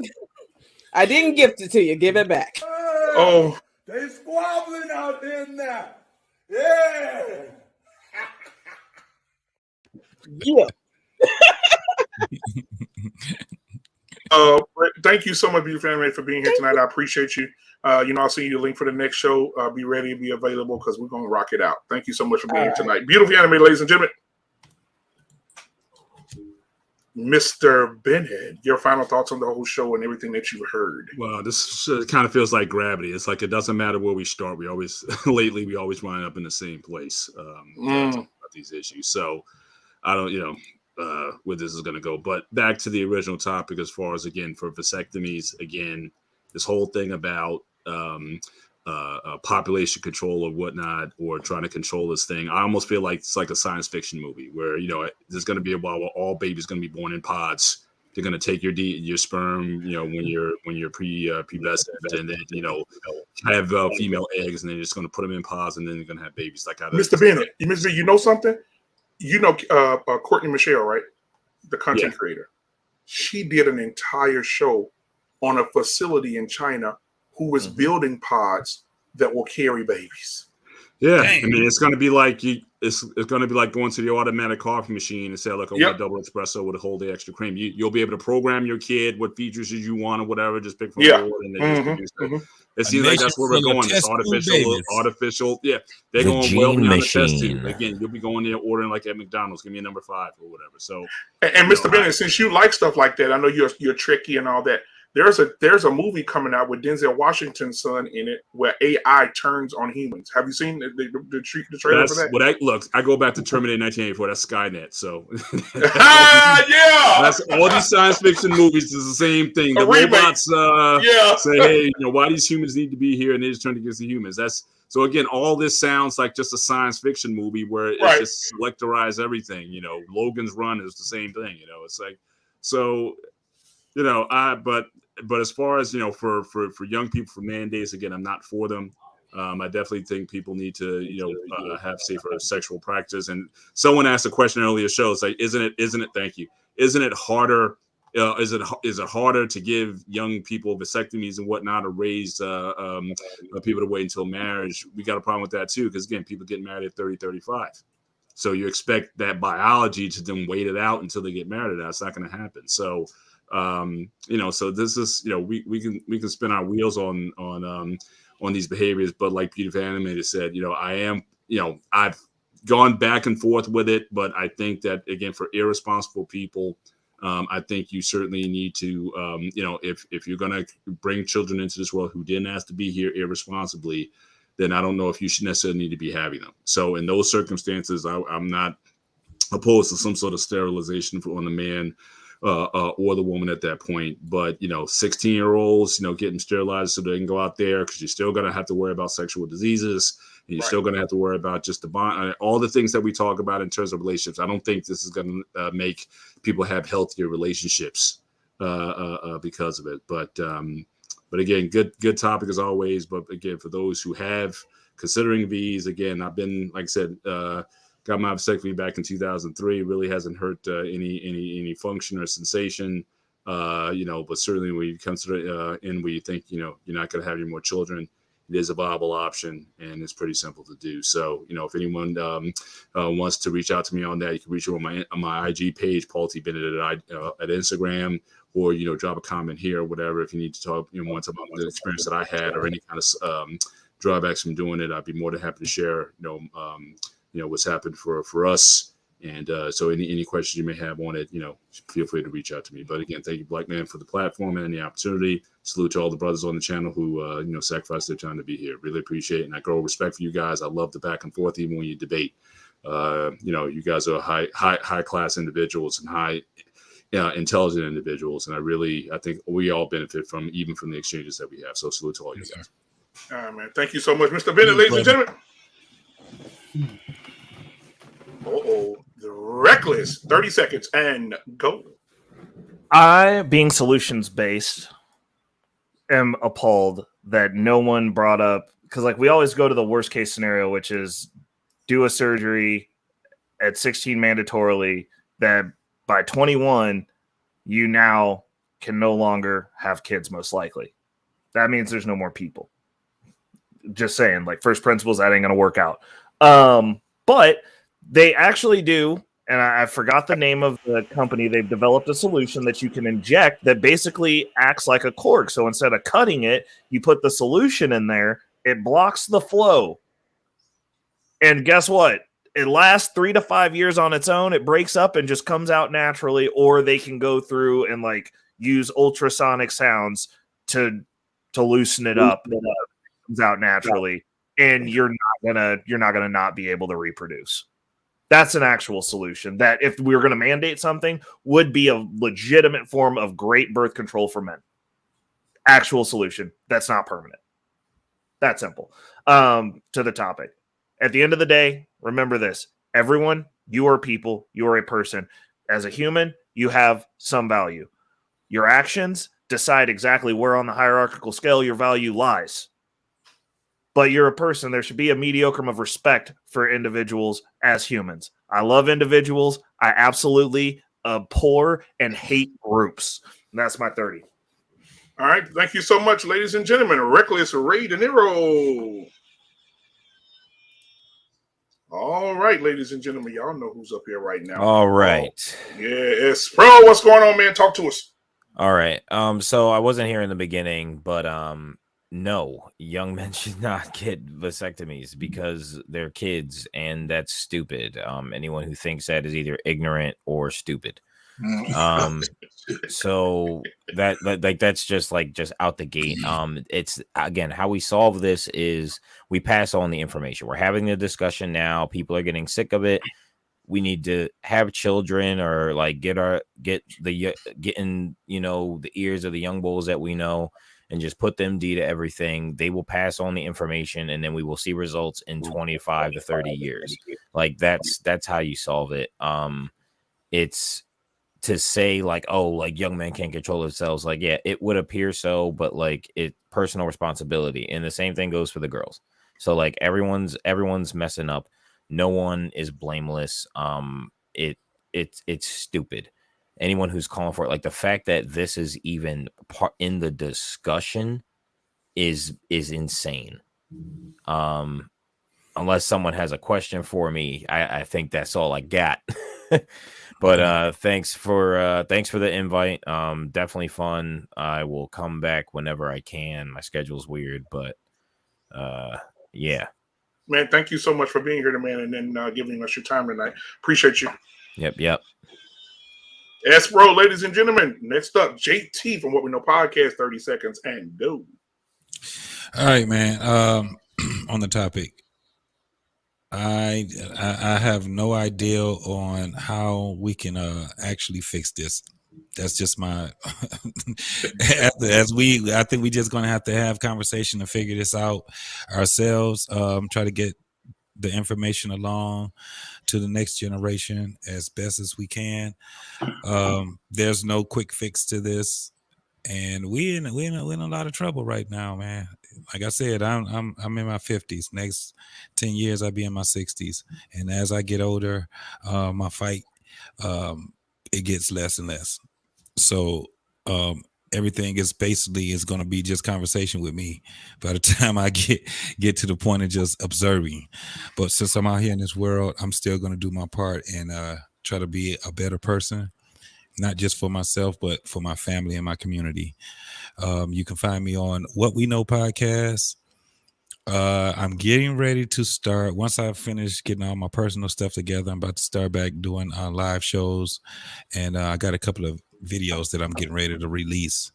I appreciate you, Black Man Unfiltered. I enjoyed the conversation tonight with everybody. Ace, I love that you come in here, brother, and you shake it up because you do come with some intelligent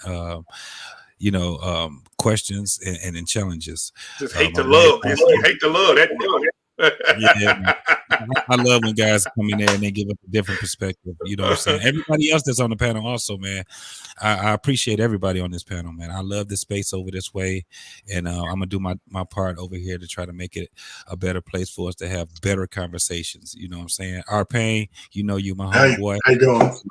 I like everything when you come with a different perspective also, brother. Y'all take it easy. I'm JT, What We Know Podcast. All right, see you in a little bit. JT. All right. All right. Our pain. 30 seconds. Real quick, I know you're over there getting butt naked to go in there with your wife, but before actually, my camera went out. Oh, damn. Well, it's not out. It just got disconnected somehow, but that's okay. Okay. Just real quick, I disagree with. I shouldn't say anything mandatory. I disagree with. I don't like the talk of trying to tell. Well, you can suggest men have vasectomies at 21. Anything teenage is out. 18 is the youngest, and it has to be by their choice. But I don't think any young man should be worrying about vasectomies unless they have a purpose to do one. Like if you're 21 and you're on your purpose and you know the risks and those kind of things, then you want to take them knowing that maybe you might sterilize yourself. I like Reckless's alternative to a regular vasectomy. Sounded good if that works that well. But we should preach discipline. We could preach, here's the different forms of discipline. Vasectomy is only one of them. But I think it's the most invasive. And that, this whole notion, the second thing, the notion that the manosphere is dead or bad, I think you just have to be more selective with the panels you listen to. There's some panels that are better than others. We all know that. Some have real information. So we shouldn't throw the baby out with the bathwater. There's some good panels out there. If you're looking for solutions, fine.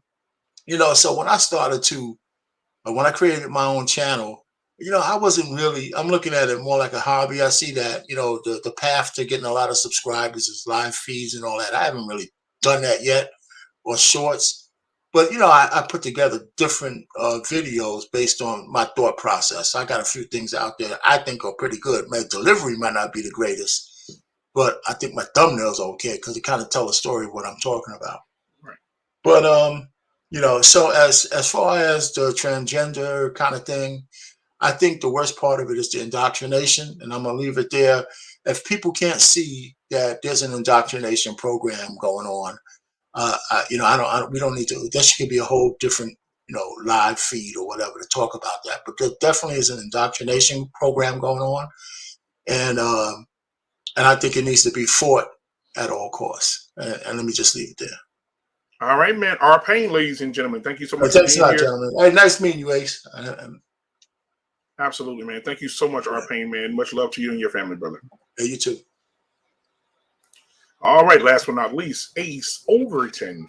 You get 30 seconds and go. All right, so I'm gonna keep it real quick. We talked about Chicago, not even in the top 10 list of cities where homicides happen. Just has the largest population, and we hear about it the most because it's a hot button topic that different political sides like to chirp about.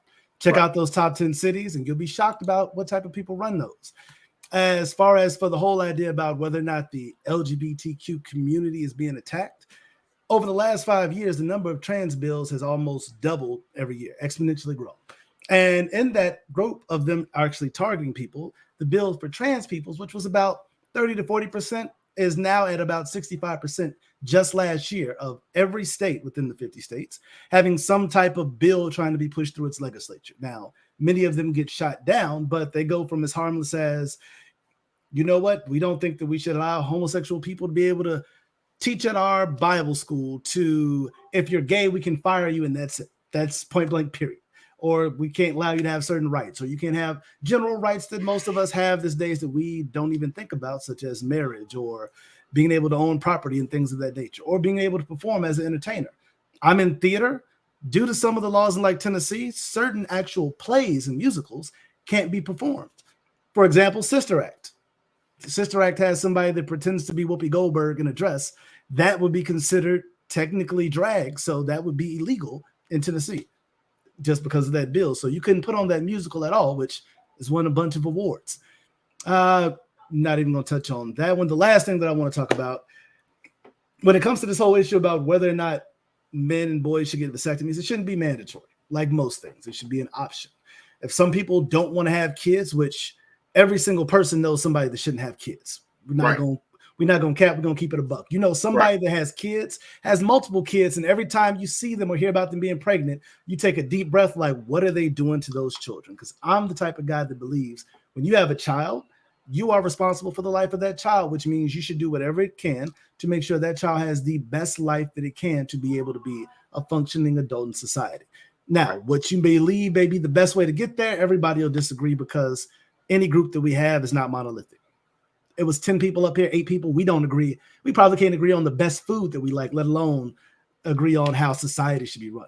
Right. So I don't agree with that, but I do agree that for people that don't want to have kids, by all means, if that's what you really want to do, if you want to be in these streets because you enjoy sex that much, that you want to be wild, young, free, do that. But also let's limit the consequences from that, so that way it's not compounding on the issues we already have. With that, I appreciate the time and the space to be able to speak, to be able to provide a different perspective in these spaces. And hopefully, because I'm still an idealist, I believe in the idea of being progressive. I don't believe in indoctrination. I just believe that, unfortunately, when you try to carve out a space for people that have been historically put down, there's going to be pushback, because nobody gets equality without taking something from somebody else.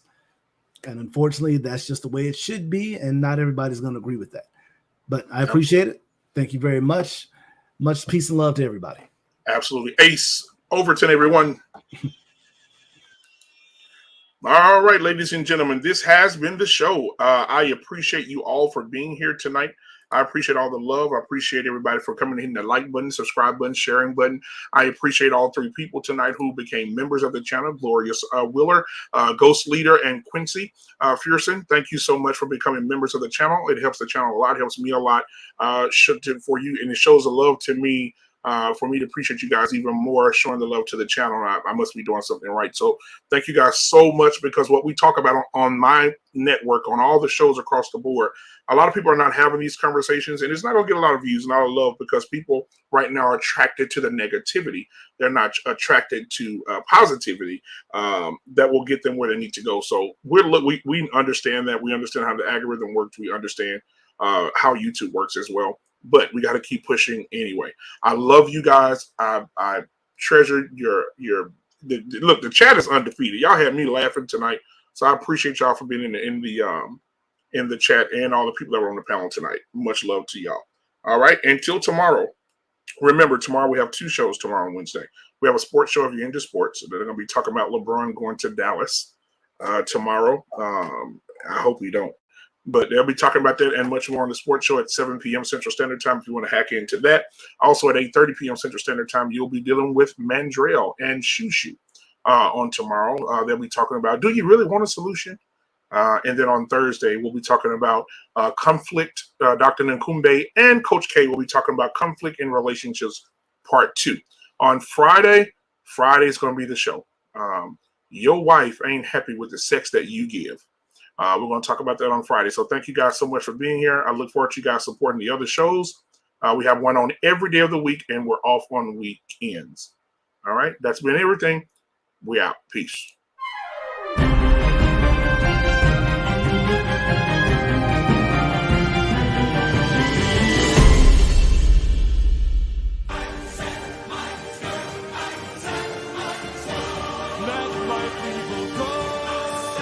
Go.